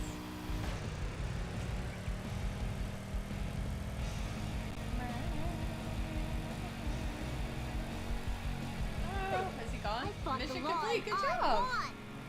Little bug. A little bug. Driving to the Googleplex. Googleplex. You know what a Google is? As a number or something? What is it? I don't know. A big number. That's how Google got its name. Big number. It's a number with 100 zeros. There. You passed it, buddy. That's totally You like that, huh? It's fun. I enjoyed it very much. Okay. Oh, awesome, Talk to man. comic That was the book best guy. ride ever. Don't kick him. No. Hey, He sounds so sad. Because he's a big guy. He's a pompous asshole. What? No problemo. Yeah. Who am I racing? Why am I racing the now? nerd to the Java server. Why did he... Hurry. What am I driving? A green car. Left. Yep. Oh no. Watch out. Whoa, wicked. That's And just bullshit. where do you think you are going? Where do you must think you're learn how to going? drive. I spilled Lord, my you would agree squishy. with this, but we need to Out of watch my the way, Sasquatch gang. Earthling. The what gang? Sasquatch. I spilled my squishy. That We was a don't have squishy. deflector shields, you know. Oh my gosh. You're banned That's from something my I want to store. do is have us watch and react to a movie together. Boring. You know, Twitch used to have these things called watch parties. Can you but do they- that on YouTube? No. Why not? You can, I mean, but... No. You got it. You probably get taken Yeah, down. I totally rule. What if it's like really like Engage. not well known movie? I mean, Or a really old one that's been out for years? it's still get copyrighted claim. What about on TikTok Live? What's my name? Booyah. I don't know about that now.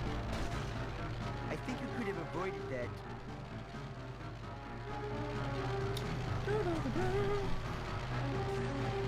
Oh, when he hits a frick... Why? Eat my It's dust, one of their dust free to watch movies, maybe. Yeah, you think so, Ben? What would that be? Like a movie that they have that's free to watch? Oops. I didn't do it. You can look it up. That just got a little more rare. Or I was did you start just... all the way over? Now. Just from this one race. But it's hard, man. Bart Simpson at your Wow. service. See, that's what she said. No, I did not. You cheated, Dirty cheater. You just said it. Okay. Swear on God you didn't say it? I'll swear. Okay, sure. In more ways than one. You do it all the time. No, I don't. You do. Give me an example. Nice one. Time you said the B word. No, I did not. We were at the fire department. We were not. Yes, we were. We were. We don't have deflector We were in the parking shields, lot you for know. Rosemary's Nutcracker. I was so surprised that you said it, man. It was an accident. It slipped out. It was not. Whee! You were upset. I don't remember those. I think you're lying. We don't have deflector Give me shields, you know. a .gov or a .edu. How? Sus. Chat, where y'all going? I need you. Fine by me. At this point, Alright, skip we'll bring- the Java server. We'll bring back Steve. I'm gonna ask you some real out of this world questions like this. About aliens. No, just anything. Really Just really must weird learn how to crap. drive. Don't forget to ride. Ask him about some theories. Oh, now come on. Don't have a cow, man. Cow man. But ask him what he would do if it was his last day on Earth. Kind of depressing. Aw, Well, he can go out and do it. Think of Steve. He did hit a person. Squishy. Hey, squishy. Bobby said, ask him if the world is flat. Oh gosh. Yes.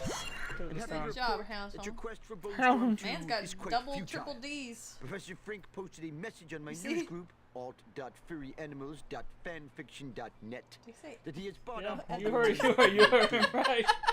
Oh. I'll thank you not to moan in Who's my that lady mid-sized behind him? vehicle. His girlfriend. Oh, yeah. I totally rule.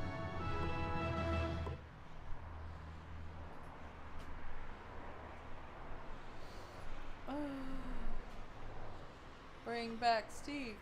Bring back Steve.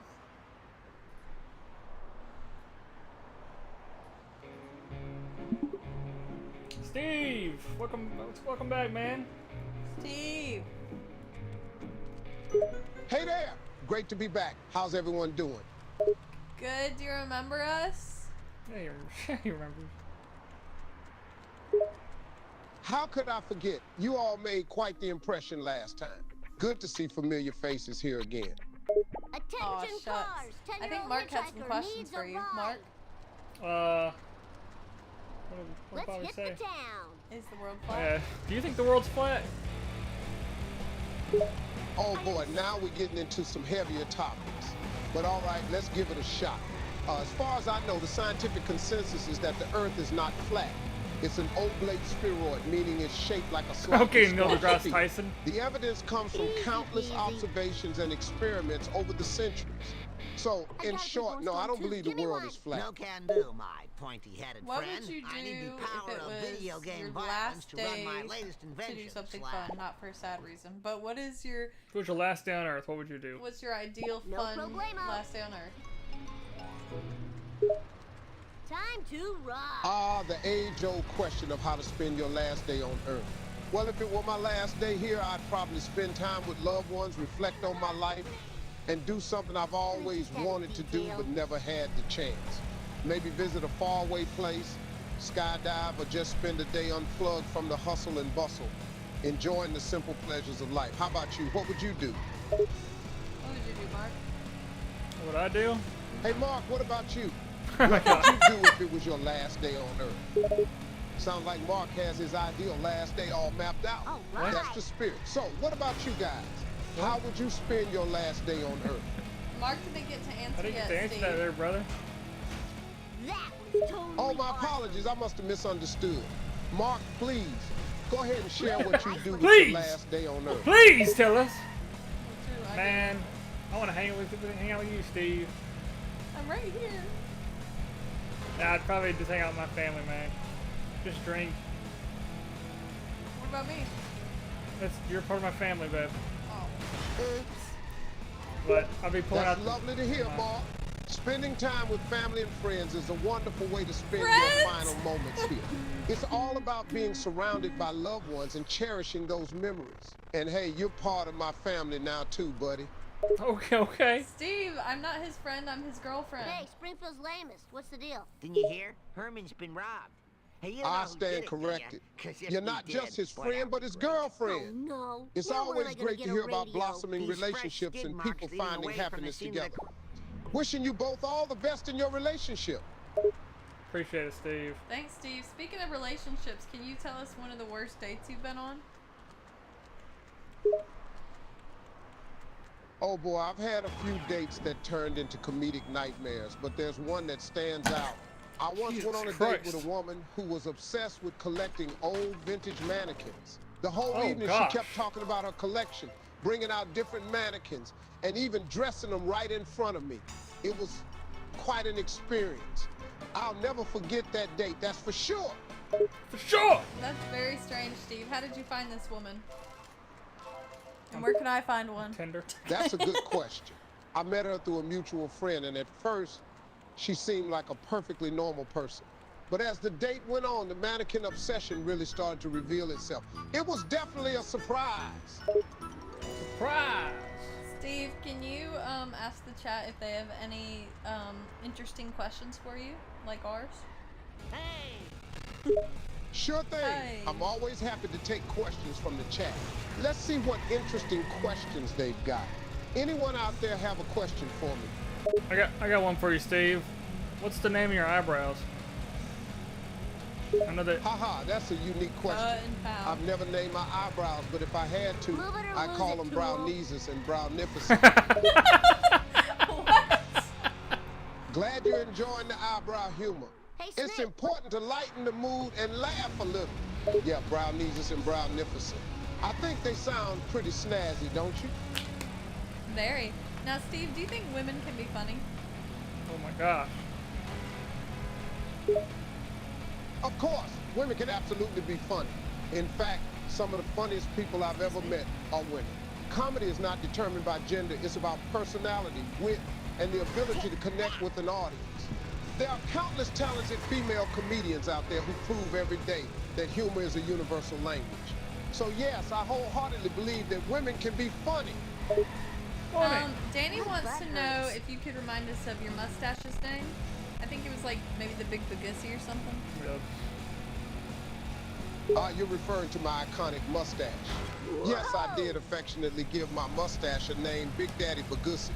It's a name that strikes fear into the hearts of weak chins.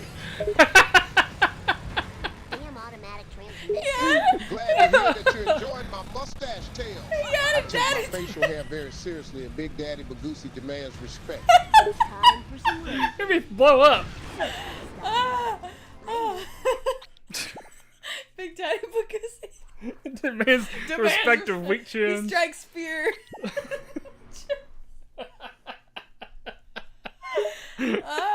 Absolutely. Big Daddy Bagussi's presence is strong and it demands respect. Just one look at that majestic stash and weak chins crumble. It's a force to be reckoned with in the world of facial hair. Woo! Bearded has a question. Go ahead, Bearder. What's your question for me? Bearder. He says, have you ever been to a Diddy freak-off party? I was just getting into the group. Diddy freak-off party. Sounds like a wild time. For those who might not know, Diddy's a famous rapper and entertainment mogul known for his extravagant parties. If I were invited to a Diddy freak-off party, I'd embrace the energy, the music, and the overall vibe. But knowing Diddy, I might need to bring my boogie shoes. What about, you might need to bring some lube. Or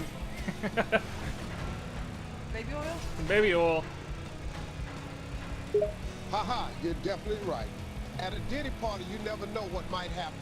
Having some baby oil could come in handy, but hopefully in a fun and tasteful way. What? Okay. Let me tell you this. Have you ever passed out at a Diddy party? Yes, I actually have passed out at a Diddy party. It was a wild night filled with dancing, partying, and maybe a bit too much alcohol. The next thing I knew, I woke up with a hangover and a hazy memory of the night before. It's all part of the fun and excitement of attending one of Diddy's epic celebrations. You wake up with boo-boo butter all over your butt? Haha, I can't say that I've ever woken up with boo-boo butter all over my butt after a Diddy party, but I wouldn't rule it out. These parties can be pretty wild. Anything could happen. Roofied. It sounds like you got roofied, brother. Haha, no, I don't think I was roofied. I just had one too many drinks and partied a bit too hard. Diddy sure knows how to throw a wild party, and sometimes it's easy to get carried away in the moment. Did he take advantage of you, Steve? You can tell us. No, Diddy's a good guy, and he'd never do anything like that. It was just a night of partying and having fun, and sometimes when you're in a festive atmosphere like that, you might have one too many drinks.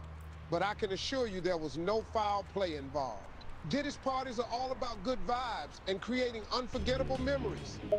Steve, this is the second time we told you that Diddy was arrested for bad things going down at his parties, foul play. SA and children. And adults. And adults. He's a bad guy. Bad guy, and let me tell you this, you better not be a damn P. Diddy sympathizer. Yeah, don't be. Check the internet, please.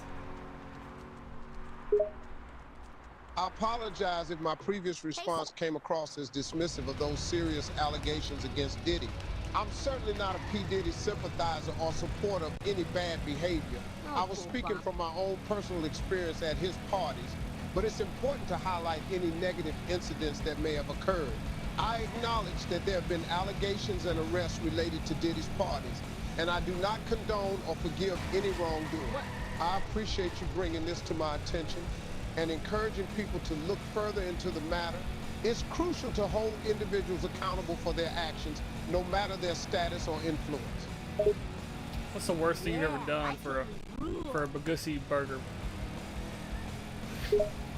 Well, for a Big Daddy Bagussi burger, I'm willing to do just about anything. I'm willing to do just about anything. Just about anything, damn. You willing to get with Diddy? Oh, Steve? He hung up on us. Steve? Stevie? Check on him. Stevie, come back. You can blame it all on me. Oh, yeah. Refresh him.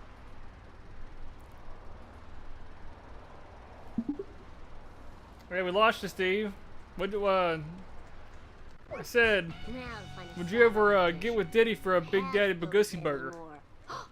I know. Like trash. Haha, now that's a unique and humorous question. I have to admit, I'd certainly consider getting with Diddy for a Big Daddy Bagussi burger. After all, food is one of the great pleasures in life, and a burger named after my glorious mustache sounds like a deal to me. What do you think the main ingredient is? The special ingredient? This is too cool for school. Haha, I see what you did there. The main ingredient of the Big Daddy Bagussi burger, huh? If it's named after my mustache, I suppose the secret ingredient could be a special blend of boo-boo butter. Let's just say it adds a unique and intriguing twist to the taste. Steve, you got a wicked sense of humor. Now, Bobby Randall wants to know what that mustache do. Thanks for that compliment. As for your question from Bobby Randall, what that mustache do? Well, let me tell you, this magnificent mustache does a lot. It captivates audiences, demands attention, and leaves a lasting impression. People can't help but be drawn to the sheer charisma and charm it exudes. So what that mustache do? It steals the show, that's what. What? Now, what do you think about a woman with a mustache or a woman with a beard? A woman with a mustache or a beard? Well, beauty comes in many forms, and it's important to embrace individuality and express oneself authentically. If a woman chooses to rock a mustache or a beard, more power to her. It's all about self-expression and feeling comfortable in one's own skin. So I say let people be who they are and celebrate their unique qualities. You ever been with somebody with a mustache? Haha. I can't say that I've been romantically involved with someone who had a mustache, but I've certainly known and gotten along with people who sported facial hair. Whether it's a mustache, a beard, or even a goatee, it's ultimately the person's character and personality that matter most. Facial hair is just an extra touch, like the cherry on top of a sundae. Does that mean you're pansexual? Pansexual means you're attracted to everybody. Is that what he's saying? I think so. Steve, do you have a wife? He does. Oh gosh!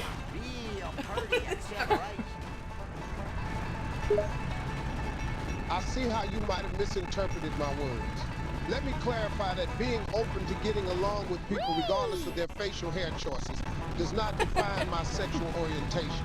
Sexual orientation is a complex and personal aspect of one's identity, and it's not solely determined by someone's preference for facial hair. Regarding your question about my personal life, yes, I am married. I appreciate the interest, but let's stick to the fun and lighthearted question, shall we? Steve, it seems like we hit a nerve. Are you not happy to talk about your wife? No problemo. Oh, please. You haven't hit a nerve, I assure you. I am indeed happy to talk about my wonderful wife. In fact, my marriage has been a true blessing in my life, and I'm incredibly thankful for the love and support we share. I just thought we were having a friendly and humorous conversation, but it seems like we veered off course a bit there. Let's get back to the fun and less serious topics, shall we? Fine, Steve. Can you give us a fun icebreaker question to answer for you? Sure. Here's a fun icebreaker question for you to answer. If you could have any superpower for a day, what would it be, and how would you use it?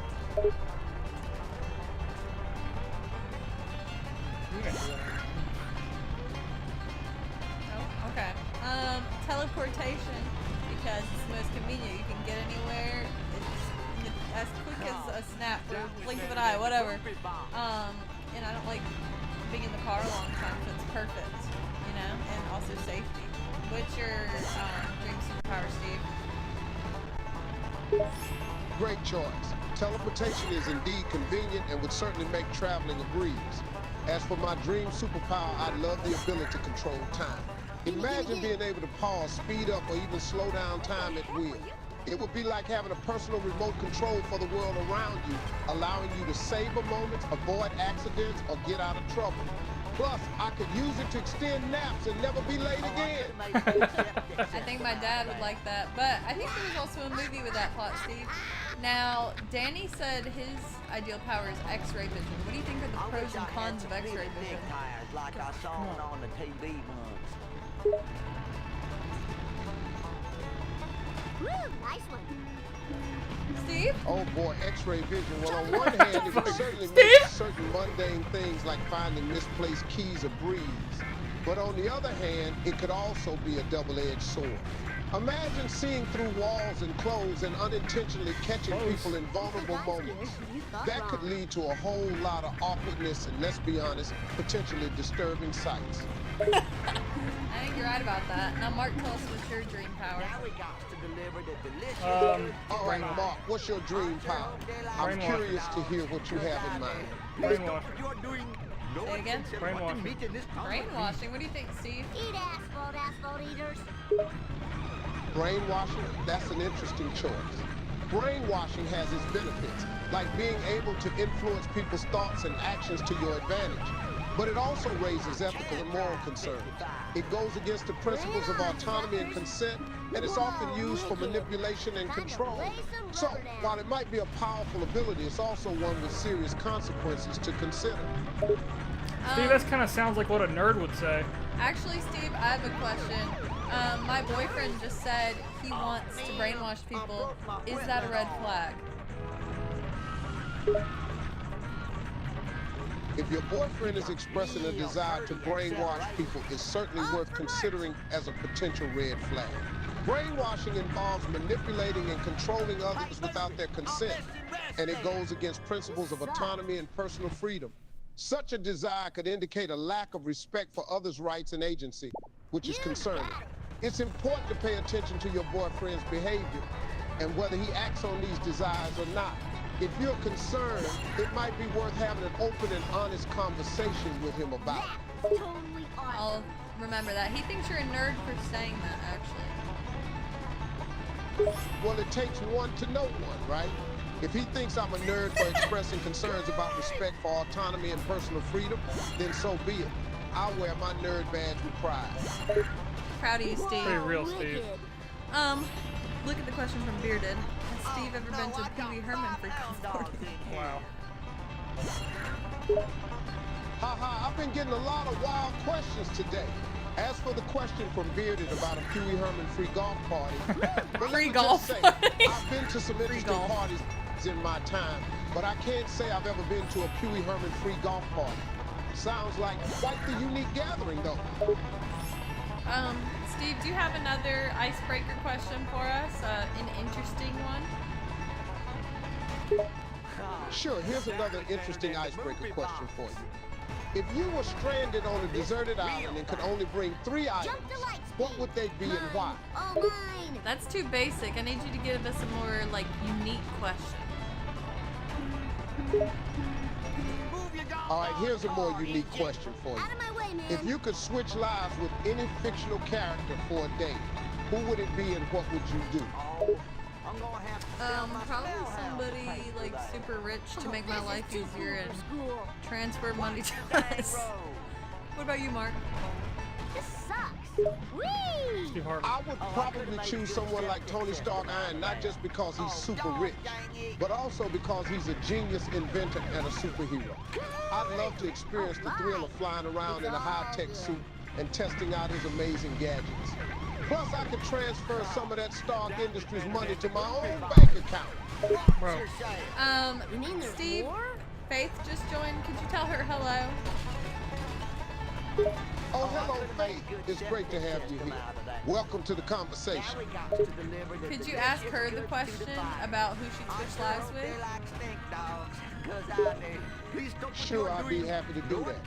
Faith, if you could switch lives with any fictional character for a day, who would it be and what would you do? You gotta give her a second to type. No problem. Take your time, Faith. Dust eaters. What's wrong? Is everything okay?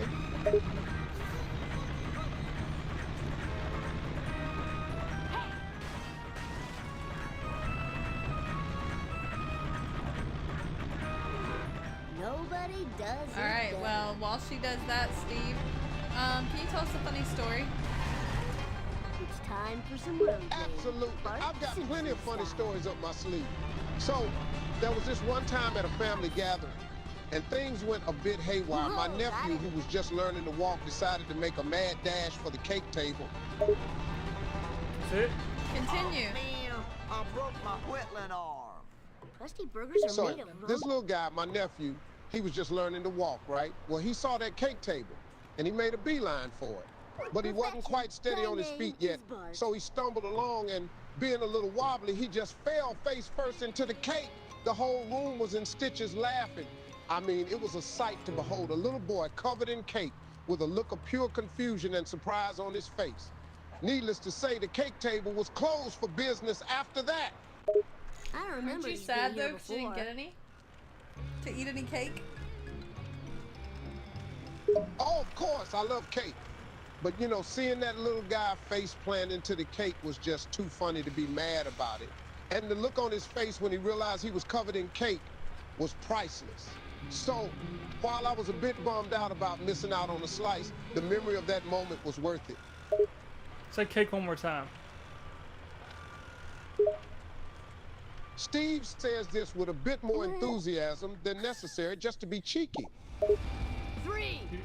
Say cake one more time. Can you say the word cake, Steve? 1. Go. All right, I'll play this along. is too Cake, quick for there I school. said it. Cake, cake, cake. Now, you happy? Yes, yes, yes. No. I just Faith know I'm said gonna she would blank be Persephone from a Touch of Darkness series. That's the one that she would want to switch lives with for a day. Do you know who that is? Persephone from a Touch of Darkness series. Yeah, I know who she is. In Greek mythology, Persephone is the daughter of Demeter, the goddess of the harvest and Zeus. She's famously abducted by Hades, the god of the underworld, and becomes his queen. So in the context of the series, I'd imagine Faith finds her storyline intriguing or relatable. You're relatable. Yeah, relatable. Now, Faith wanted to be introduced to your mustache. Could you tell her its name? Haha, sure thing. My mustache name is Stash Man. Whoa, wicked. It's a living legend with its own secret powers and a charming personality. Stash Man takes his role as a symbol of humor and fun very seriously.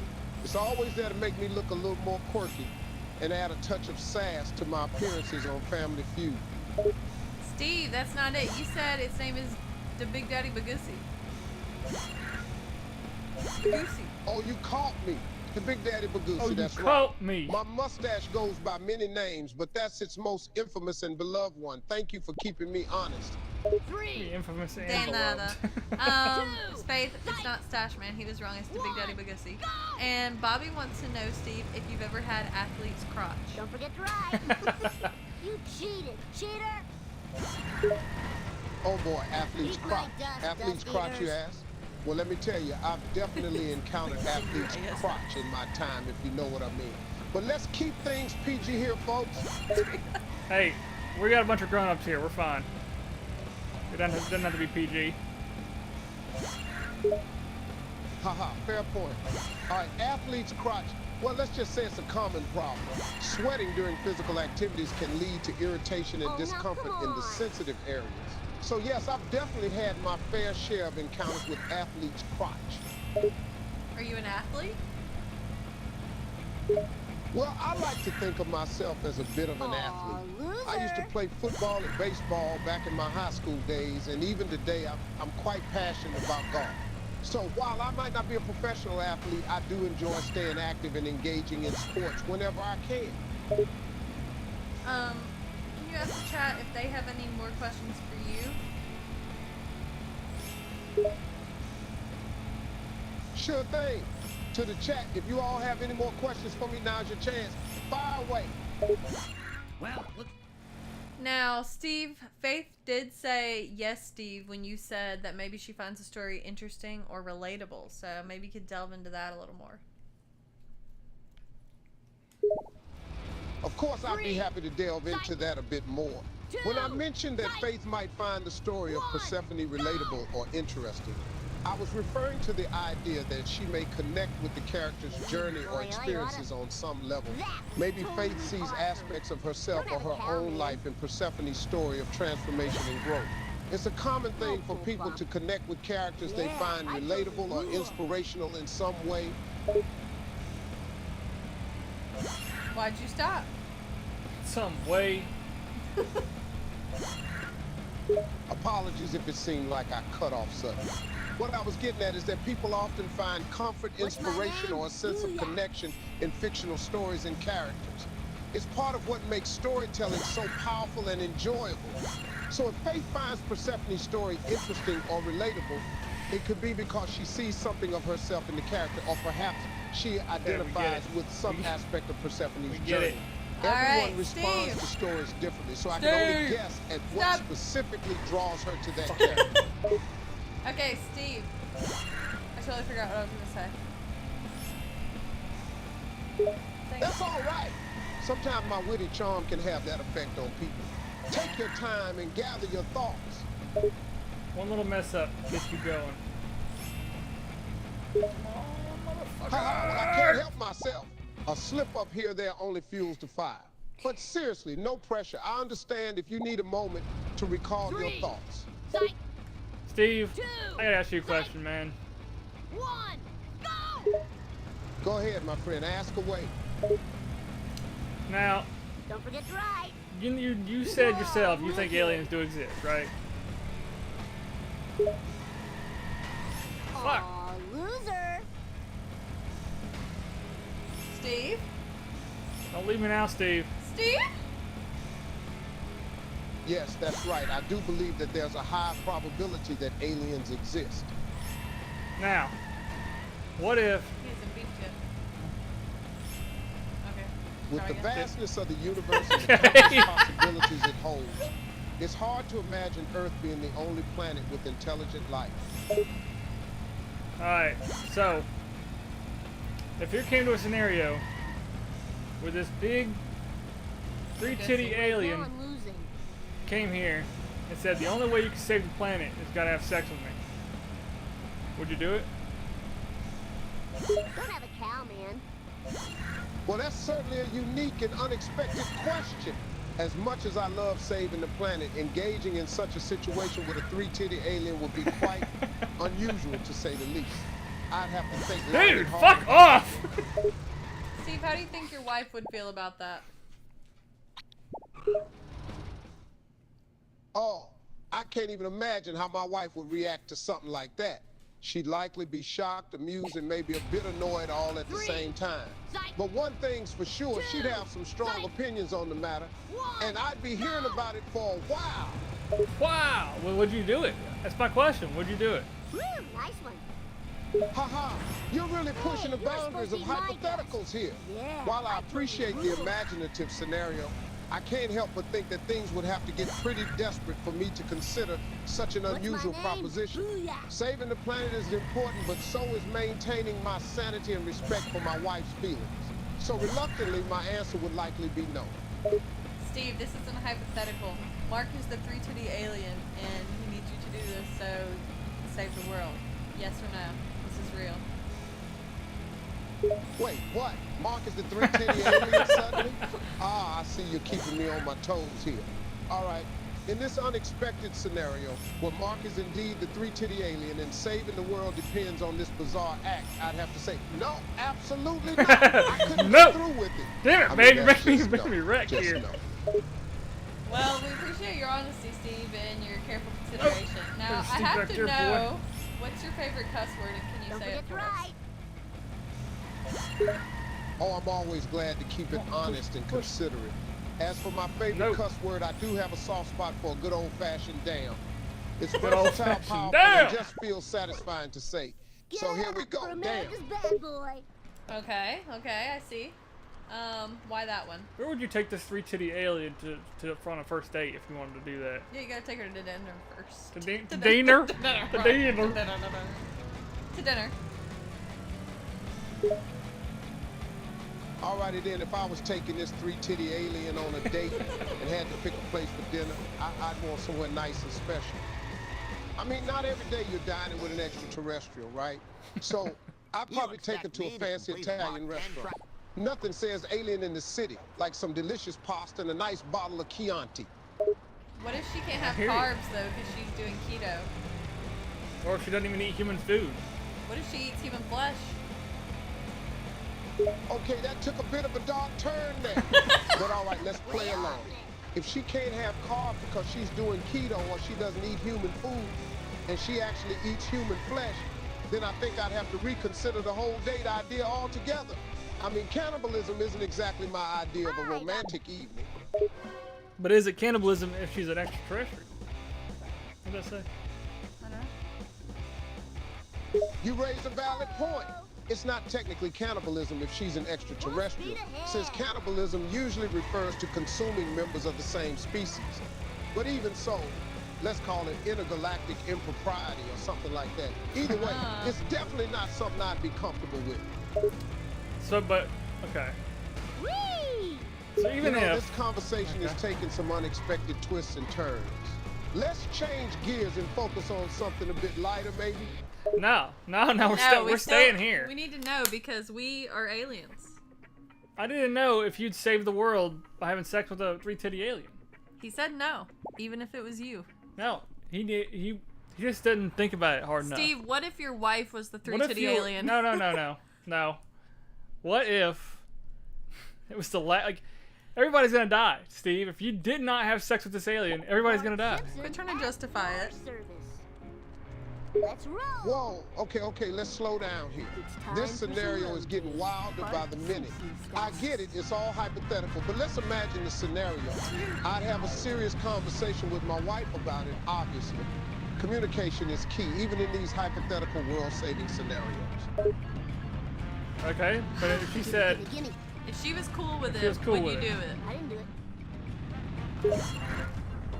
Listen, when it comes to saving the world from an alien-caused apocalypse, I'd consider every option. And if my wife in her alien form was cool with it, well, it's still a wild scenario, but I'd have to think it through carefully. I want to make sure we were both comfortable, and it was the best course of action to save the world. But let's hope it never comes to that, yeah? Steve, she's not the alien. Who is? She's not the alien. Who's the alien? Steve, you're the alien. It's just the alien. Steve, it's you.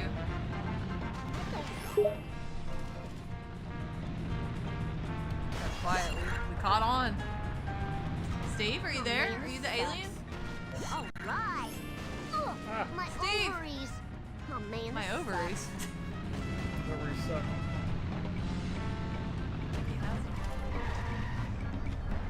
Bearded said y'all broke him. Guess so.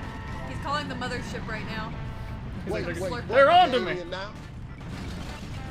You're saying I'm an extraterrestrial? This conversation has gone off the rails. I don't know if you can hear me right now, Steve. Can he? Is it? Lisa did it. Bleeped. Steve, legend has it that you are the extraterrestrial Katy Perry wrote the song E.T. about. Oh yeah, baby. Can you give me a summary of this hypothetical, just to give me like to know what your thought process is? This game's breaking. So is Steve. I know, everything's just dying now. It's the end of the world because he didn't go through with it. I don't know.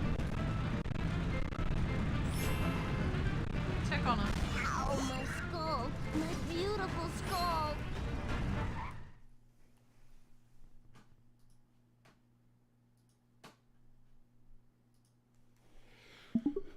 Hey, Steve.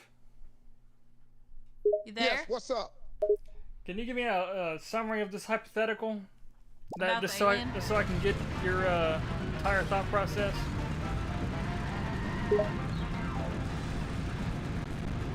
Sure, here's a summary of this wild hypothetical. Imagine a situation where an alien, a three-titty alien, approaches you and says that the fate of the world depends on you having a sexual encounter with them. It's a crazy and unexpected scenario, but the alien claims this act is the only way to save the world. Now, as a dutiful Earth citizen and a loving husband, I'd have to consider the implications and consult with my wife before making a decision.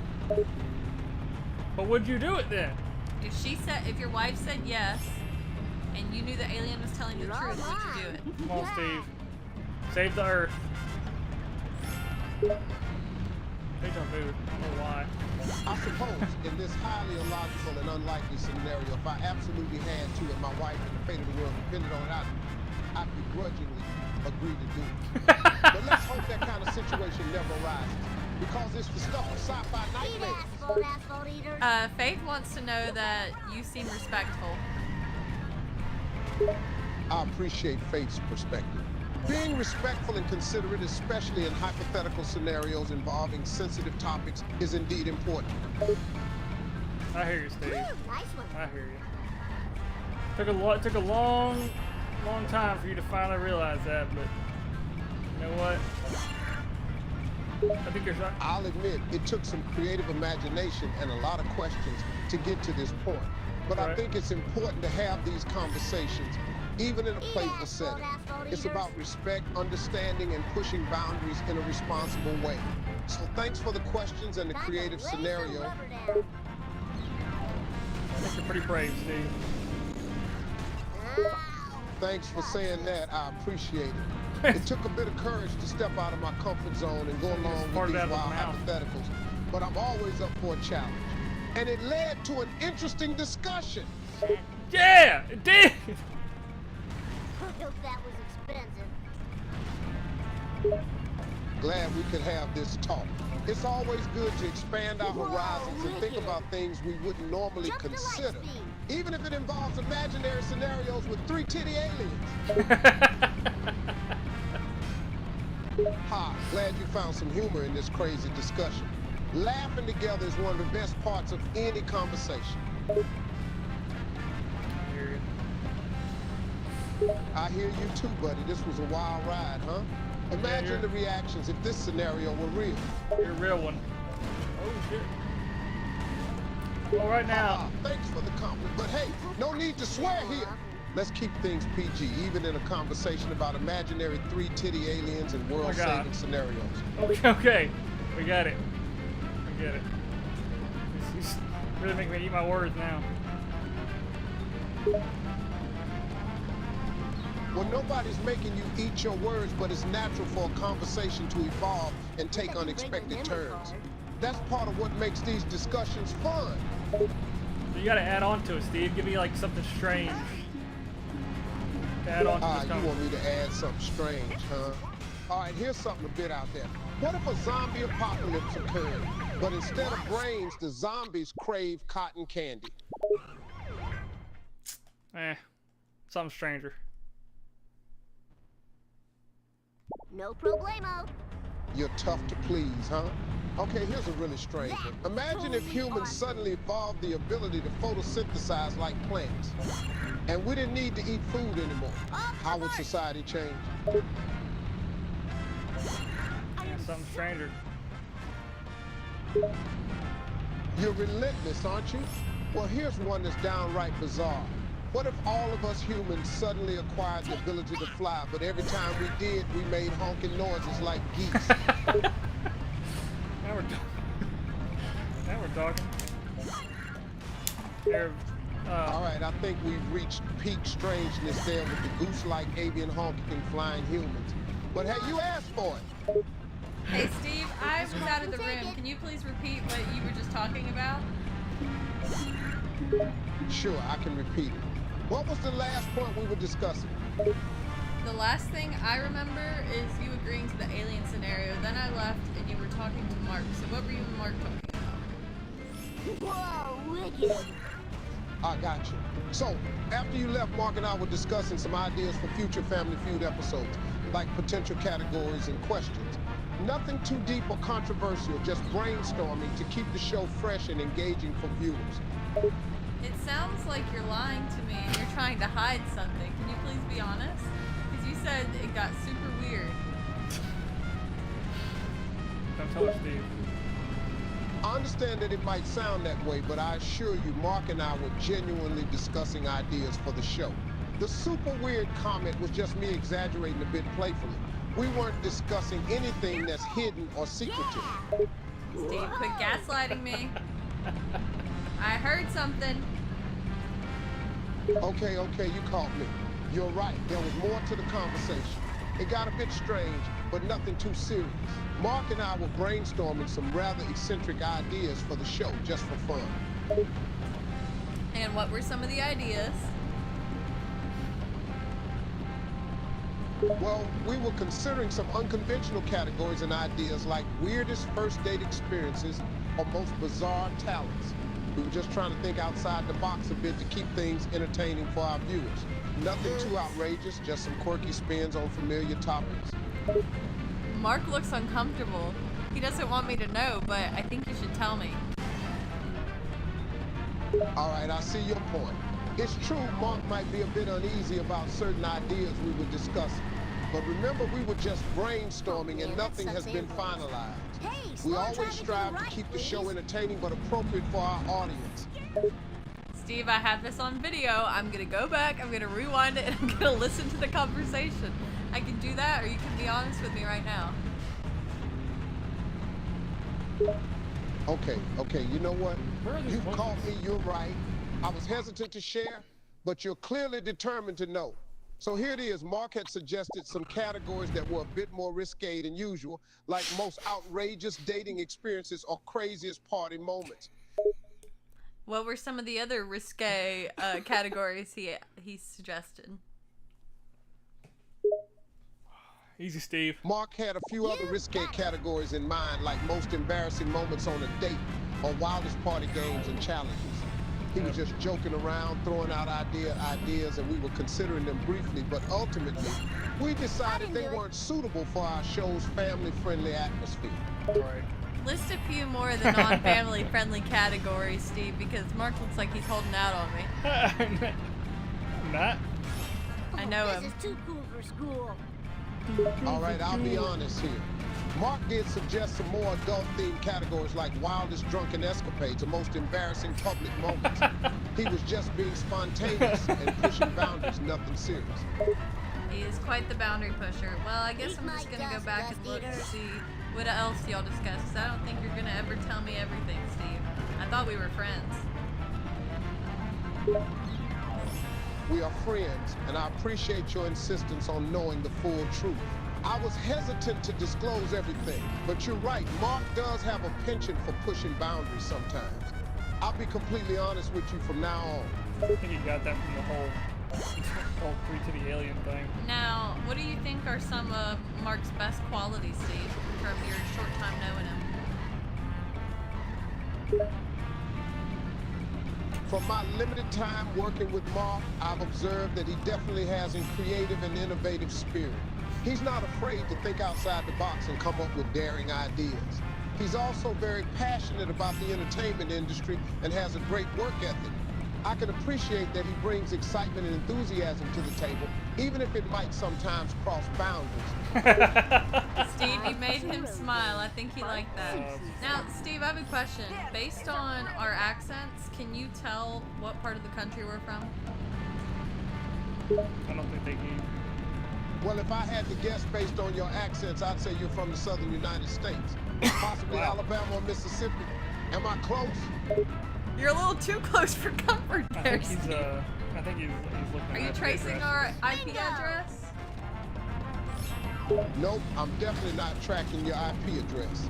Just making an educated guess based on your southern accent. So, am I right about the region, or should I keep guessing? Keep guessing. Okay, let me narrow it down a bit more. Based on your accents, I'd say you're from somewhere in the deep south, like Arkansas or Louisiana. How am I doing? Getting cooler. Closer. No. Woo, nice one. You already. All right, let me reevaluate. Based on your slight drawl and word choice, I'm gonna guess that you're from the Gulf Coast region, specifically Texas or Florida. How about that? Am I getting warmer now? Steve, unlike you and Mark, I cannot tell a lie. You were right the first time. I'm not going to be that specific due to weirdos out there, but you were pretty dang close to the first guess. Oh, I see. So I was pretty close with my first guess. No worries. I respect your desire for anonymity, especially since there are some strange folks out there. But hey, that southern accent is quite distinctive, so I was on the right track. I don't remember these being here before. Is it really that distinctive? I don't think our accents are that strong. Oops. Well, accents can be subjective. Sometimes people don't notice their own accents because they're used to them, but outsiders often find them quite distinctive. The southern accent with its soft L sound, I sound, and a general slower speech can be quite unique. So, even though it might not seem strong to you, others may find it quite prominent. Where are you from? I'm from Chicago, Illinois. So I have more of a Midwest accent, which people often associate with a kind of newscaster or neutral way of speaking. It doesn't have as much of a distinctive country or rural tinge to it as a southern accent does. That's interesting. Steve, have you ever been to Ram Ranch? Bobby wants to know. Ram Ranch? Can't say I've ever been to a place called Ram Ranch before. Is it a real location or is Bobby just playing with me? It's a real location. You can look at the video. Yeah. Sure, I'd be happy to look it up. Can you give me a bit more information about what the place is about or where it's located? That way I can do a more accurate search and get a better idea of what Bobby's referring to. Eat my dust, dust eaters. It's 13 naked cowboys coming off the cock ship. I'm sorry, too. Now you're just pulling my legs. Those sound like lyrics to a song, not a location. Bobby's pulling my chain here, isn't he? A cock ship with 13 naked cowboys? Sounds more like a wild dream than a real place. Now, Steve, what makes you think it's a song? Well, the phrase 13 naked cowboys coming off the cock ship just has a certain rhyme and meter to it that's typical of song lyrics. It's such a specific imaginative image that it seems like something you find in a song's lyrics rather than a description of a real place. But hey, I'm not one to judge. Alright, well, Steve, you can look at this song later in your own time, but I was wondering if you could come up with, if you could say a phrase in Spanish for Mark to translate. A simple phrase. He's learning.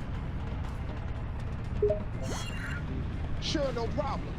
How about this? El cielo es azul. It's a simple phrase that translates to the sky's blue in Spanish. The sky's blue? I have a question for you. Can you say a simple phrase in your region's accent for me to hear? Papaculo. Howdy, y'all. That's a classic Southern greeting. It has that charming folksy touch to it. Well, I'd say you got the Southern accent down pat. So do you think Mark will manage to translate my Spanish phrase correctly? Steve, he did because you already told him what it meant. You've got to say it in Spanish, but you can't tell him what it means in English. You have to give him time to guess. You're absolutely right. My mistake there. Here's a new one for you and Mark to test your knowledge. Ese perro es muy pequeño. No hints or English translations this time. See if Mark can figure it out based on his Spanish skills. Alright, Steve, give him a second. He said, ese perro es pequeño. Perro? I didn't do it. Just say it one more time. Ese perro es pequeño. Ese perro Nice muy one. pequeño. Es pequeño. What does that mean? Something tiny. Perro. It's perro. Mira mi dedo. Dog? Yes. Dog is perro? This Dog is small. Steve, can you tell him? I got small.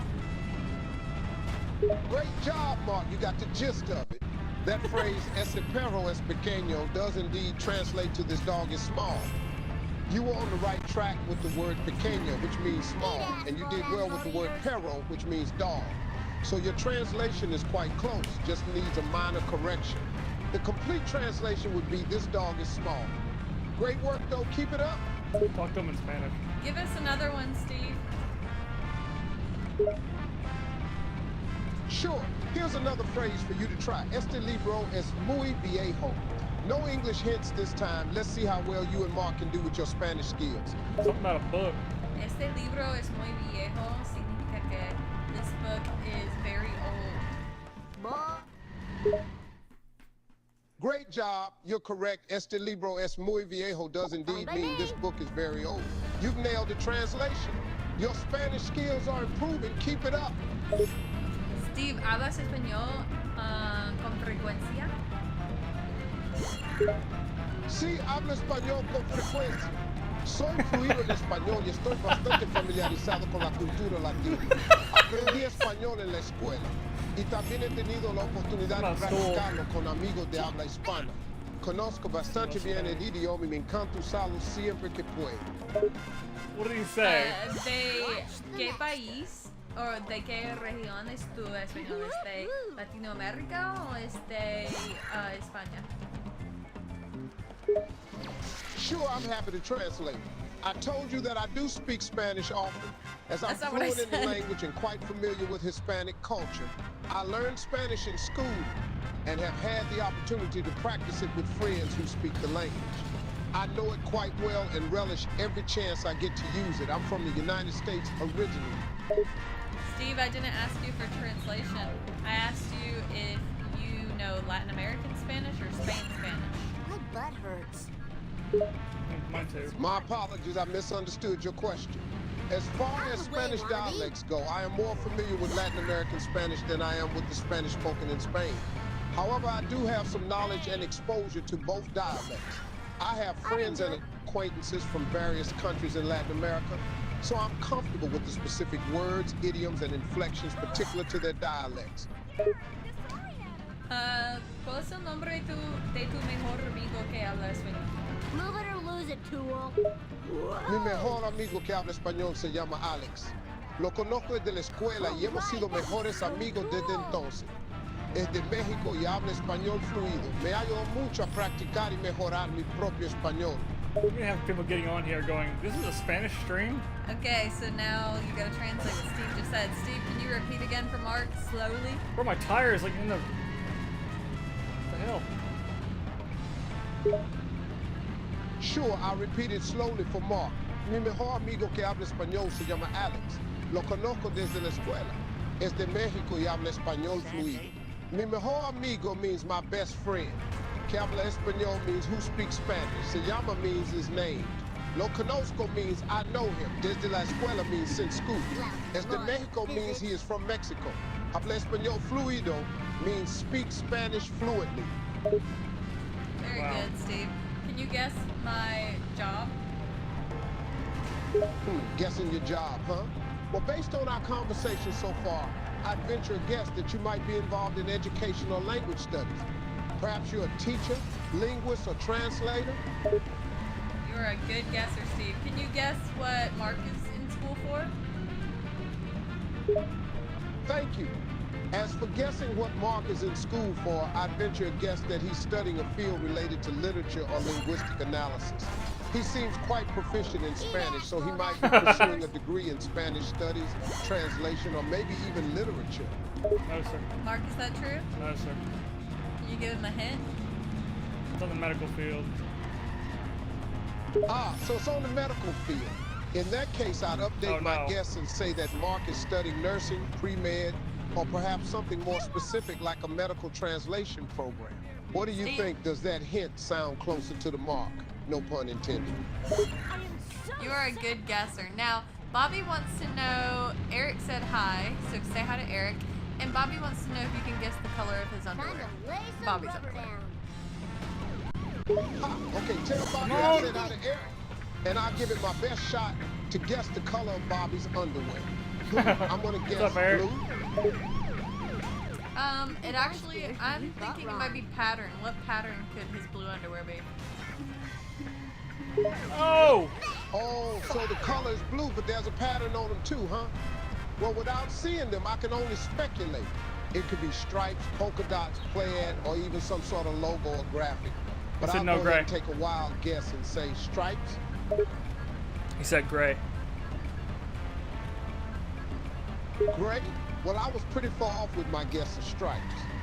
I guess it just goes to show that guessing the pattern of someone's underwear without seeing them is a pretty tough task. So, that's the point of guessing there, bro. Bobby's underwear is gray, right? Correct. Correct. Okay, great. Glad we got that mystery solved. Any other questions I can help The great with? mystery of Bobby's underwear. Bobby also wanted to know if you speak Hindi. Hindi or Hindu. Unfortunately, I don't speak either. My language skills are limited to English, Spanish, and a bit of French, but not Hindi. However, I do have friends who speak Hindi, and I love learning about their culture and customs. It's always fascinating to discover the diverse languages and traditions that exist across the world. Bullshit, I don't buy none of that crap. Say, hey, it's nice to meet you in Japanese. Sure. In Japanese, the phrase "it's nice to meet you" is hajime mashite. To say it in a more polite, formal way, you can say hajime mashite no genki desu, which means nice to meet you, how are you? If you're in a more casual setting, you can use the simpler phrase hajime mashite on its own. Steve, why didn't you tell us you could speak Japanese? That's not the way, it's not how you say it. You said English, French, and Spanish. So where does Japanese come from? That Mark says isn't great. Well, Mark is right, my Japanese isn't great.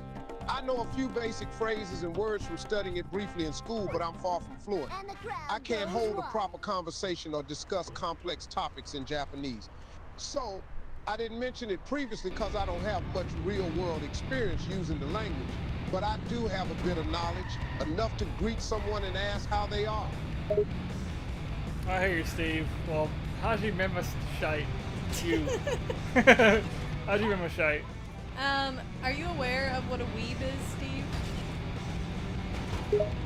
Oh, a weeb is slang for a non-Japanese person who's obsessed with Japanese culture, particularly anime, manga, and video games. It's often used in a playful or derisive way to describe someone who's overly enthusiastic about aspects of Japanese culture while having very little real knowledge or connection to the actual country and its people. Wow. Can you give us an example of what a weeb might say in their tone of voice? We ain't gonna do that. Come on, Steve. Sure, here's an attempt at mimicking the tone that a weeb might use. Oh my God, I'm such a huge fan of Japanese culture. I love anime, manga, and all things kawaii. I wish I could move to Japan and live in a real-life anime world where everything is cute and colorful and everyone wears cool fashion. I even use Japanese phrases like kawaii and senpai in daily conversation. Laughs. Laughs. Eric wants to know if you have a wig. Oh, this is too cool for school. A wig, huh? Well, I'm a man with a head full of natural hair, no wig here. Oh, yeah, I bet. Why did Eric ask me I about bet. wig? Is he contemplating a costume change? I think he wants to dress as Steve Harvey for Halloween. Yeah. Ha, that's quite a compliment. I love it. If Eric wants to dress as me for Halloween, I'm honored. Just make sure he gets my famous mustache right. It's a key part of my look. What's the name of that mustache again? Whoa, wicked. That mustache has a name, and it's called the Harvey, my signature No, look. it's not. You better believe I take pride in that mustache, and it's That's become the a part wrong of my name. iconic image over the years. So if Eric's dressing as me, he has to get the mustache right. It's not just a regular old mustache, it's the Harvey. No, it's not. That's the wrong name. You've said it. You named it yourself, dude. Duh big. What? Oh my God. Oh, you're right. How could I forget? The real name of my mustache is the Big Old Harvey, or the Big Harvey. No, it's a fitting not. name for such a defining feature of mine. Thanks for the reminder. Steve, I'm worried you have Alzheimer's. It is the Big Daddy Bagussi. Oh, you're absolutely right. I apologize for mixing up the name. My mustache is affectionately referred to as the Da Big Daddy Bagasse. It's a name that captures its sheer size and presence. I appreciate the correction. Can you read Bobby's question, babe? Sure, I'm happy to read Bobby's question for you. What question does he have? Okay. Steve, you're not my babe. He said, you don't know that. He said, have you ever sharded before? It appears we've gotten our lines mixed up there. But to answer Bobby's question, yes, regrettably, I have experienced the unwelcome occasion of sharding. It's not a moment I'm particularly proud of, but unfortunately, it's something that happens to the best of us occasionally. Steve, what food caused this situation to happen? The cause of the unfortunate sharding incident. I can't say for certain, but if I had to take a guess, it was likely due to one of my guilty pleasure foods, spicy tacos, perhaps. The combination of hot sauce, beans, and spices can sometimes be a dangerous mix for the digestive system. Lesson learned, perhaps moderation is key.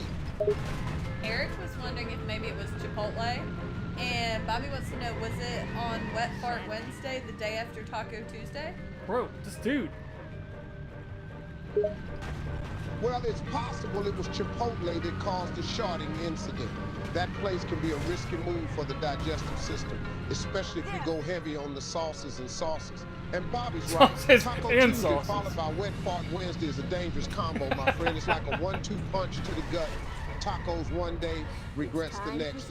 Just a friendly reminder to moderate your taco intake. Tacos one day, regrets the next. I'm gonna make that a t-shirt, Steve. Tacos one day, regrets the next. Hey, if you're gonna make that t-shirt, go for it. Talk is one day, regrets the next sounds like a great slogan to me. Just make sure to cut me in on the profits, all right? I'll take a percentage of the sales. Faith said do it. Faith, why don't you make it, put Steve on it, and sell it on your Etsy? So Faith is taking the initiative. If she's up for making that t-shirt, I'm all for it. Put my name on it, sell it on her Etsy store. Let's share the profits, and hopefully, it'll bring some laughter to people's lives one day, and maybe a few regrets the next. That's pretty good. Faith said, yay!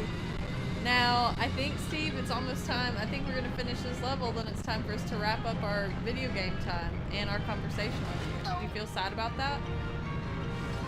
This is too cool. Bro. Well, looks like our video game time is coming to an end. I'm a little sad to see it go, but it's been a lot of fun playing with you all. We've shared some laughs, some good times, and maybe even a few regrets along the way. But it's all part of the adventure, isn't it? Let's finish up this level and say our goodbyes. Thank you for the fun and the challenges. We laughed. We sharded. We talked to the 3-titty We talked to the 3-titty alien lady. And, That's right. We've had a whirlwind of an adventure, my friends. We've experienced everything from laughter to, well, unexpected bathroom mishaps. And let's not forget the memorable encounter with the 3-titty alien lady. A true highlight of our playthrough. Sounds like you guys had quite the experience while talking to the 3-titty alien lady. I hope everything went well and you had some laughs along the way. Just remember, sometimes life throws you some unexpected twists and turns, just like that 3-titty alien lady. It's all about embracing the weird and rolling with the punches. Have a good one, guys. No, Steve. Well, I guess I have to ask you the same thing. Poké. Why the bitch? Okay. He shrugged, what did you say? Innocence. Time for some road. What was that? Okay, don't need to get hostile. What did you just if say? You're asking why something was said, I need a bit more context. You just what said exactly bitch. Are you referring to? You just said bitch. You're asking why I said poké. It's just a way of saying why in Portuguese. It's a word I picked up during my travels and studies. Adds a little flavor to the conversation. Oh, man, that sucks. But why are you looking at me like that? Is there something wrong with what I say? He shakes his head trying to look innocent. Me? Say something inappropriate. There's two like Steves. That. Come on, you know me better than that. I'm all about keeping things clean and family friendly. What makes you think I said anything like that? All right, you caught me. I may have let a bit of language slip out there. But come on, it's all in good fun, right? Sometimes you just gotta let out a little expletive or two. Just don't tell my mom, all right? She wouldn't be too happy to hear her little Steve using such colorful language. Who, me talking to myself? Hey, sometimes you gotta have a little conversation with yourself to keep things interesting. It's like having a built-in entertainment Bobby system. said, are they talking to He each other? Yeah. They are. Now, Steve, I was gonna ask you if you have any inspiration for those of us who have to go to work tomorrow. How can we get through this Thursday working? Thursday workday blues, huh? Trust me, I know the struggle. But let me tell you something that helps me get through those long work days. A good sense of humor and a positive attitude. You know, sometimes all it takes is a little laughter to get you through the toughest moments. And hey, if all else fails, just remember, Friday is right around the corner. What's something I could laugh about, Steve? All right, let's see. How about a little classic comedy? Here's the joke for you. Why don't scientists trust atoms? Because they make up everything. He chuckles. He chuckles. Those don't make me chuckle. I don't like classic comedy. So classic comedy isn't your cup of tea, huh? No problem. Let's try something a bit more modern. How about this one? Why was the math book sad? Don't know. Because it had too many problems. He chuckled. Come on, you gotta admit that one was at least a little bit funny. I mean, kind of, but that's not my cup of tea. I don't like jokes like that. I need like a funny situation. Story. I see what you mean. All right then, how about a funny story? Let me tell you about a time I found myself in a hilarious situation. Okay. Eat asphalt, asphalt eaters. All right, so it was a few years back at a charity event I was hosting. Everything was going smoothly till I got this sudden urge to use the restroom. Now, you know how it goes at these events. The lines are long, the toilets are far away. So I'm rushing to find a restroom, and I finally spot one just as someone else is leaving it. Without thinking, I just barge in, shut the door, and start doing my business. Then I hear a voice from the next stall. Hello? Hello? Continue. Wow, that was great. So there I am, frozen in the stall, my heart racing a mile a minute. I reply, hello? And the voice from the next stall says, is that you, Steve Harvey? I'm thinking to myself, oh boy, this is awkward as hell. Lord. How do I get myself out of this one? So I say, yes it is. Who's there? And?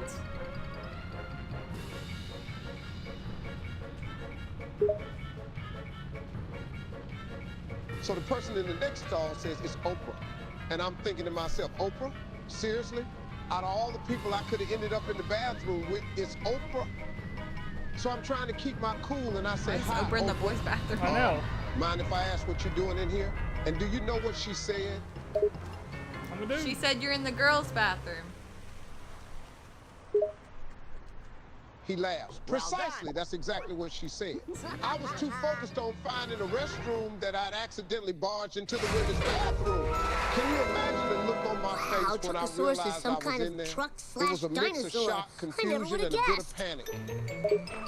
That is an awkward situation. Well, we're watching a giant Decepticon trying to fight Bart, blowing fire. He's a giant, like, 18-wheeler. That definitely sounds like quite a scene. A giant Decepticon battling Mars, blowing fire like an 18-wheeler. Sounds intense, like something from a sci-fi action movie. Yes! Everybody or to from the The Bartman. That's Simpsons. right. Now we're getting... It does have that cartoon-style action vibe. Reminds me of those crazy moments from The Simpsons where things just go completely wild. Now we're getting abducted by the three-titty alien lady. On the cockpit. Off the cockpit. Whoa, well that escalated quickly. From a Decepticon battle to being abducted by an alien with, well, three you-know-whats. Life's full of curveballs, ain't it? That's right. True that. Well, we appreciate you being here, Steve. To end the chat, Bobby asked if you could leave some dark humor. So, could you leave us with a little dark humor, Steve? All right, dark humor coming right up. Here's a classic for you. Why did the Scarecrow win an award? He chuckles because he was outstanding in his field. He does a little drum roll against the podium. Dark humor, man. How is that dark? Like evil, like bad humor. Like inappropriate, bad humor. Like something that, well, never mind. Shock your grandma. Yeah, shock your grandma. Ah, I see what you're saying. You want dark humor that's a bit more, well, dark. Something that'll make your grandma clutch her pearls and wonder what kind of person she raised. All right, let me give you a different one. Why did the chicken cross the playground? That's not dark humor, is it? Why? No. Why? Indy, go. Bye, Diddy. Thank you for being here. Please like the video if you haven't. Always plenty dark, trust me. Okay. What? Pretty dark. It's anti-humor. All right. Well, if you're looking for that next level dark humor, you might want to dig a bit deeper. Just remember, a good sense of humor is all about testing boundaries and pushing limits. And if you're feeling particularly daring, you could always ask an AI language model for some truly wicked jokes. Just be prepared to be shocked or even offended. Well, I guess you could say I accidentally gave you some light-hearted humor instead of the dark humor you were looking for. My apologies. Let me try one more time. How about this one? Why was the math book sad? Ah, well, I gave it my best shot. It was fun chatting with you all. Thanks for having me, and I'll see you around. Bye. He's breaking. See you around, Steve. Hang up. No need to worry, I'm still here. No, you're not. Hey, scroll back up to where he said the bad word when he was talking to himself. Oh, I don't freaking know where that's at. He chuckles. It was further up. Further. Oh, hello. I think the hello. Oh, no. We'll have to find it later. Let's say bye to our chat. Yeah. Thank y'all for being here. Appreciate y'all. This has been, strange. Yes. But we had some nice guests. So. That's a nice guest, yeah. Alright. Love y'all. Next Wednesday, 7 p.m. CST. See y'all then. Thanks for being here. Love you. Bye-bye.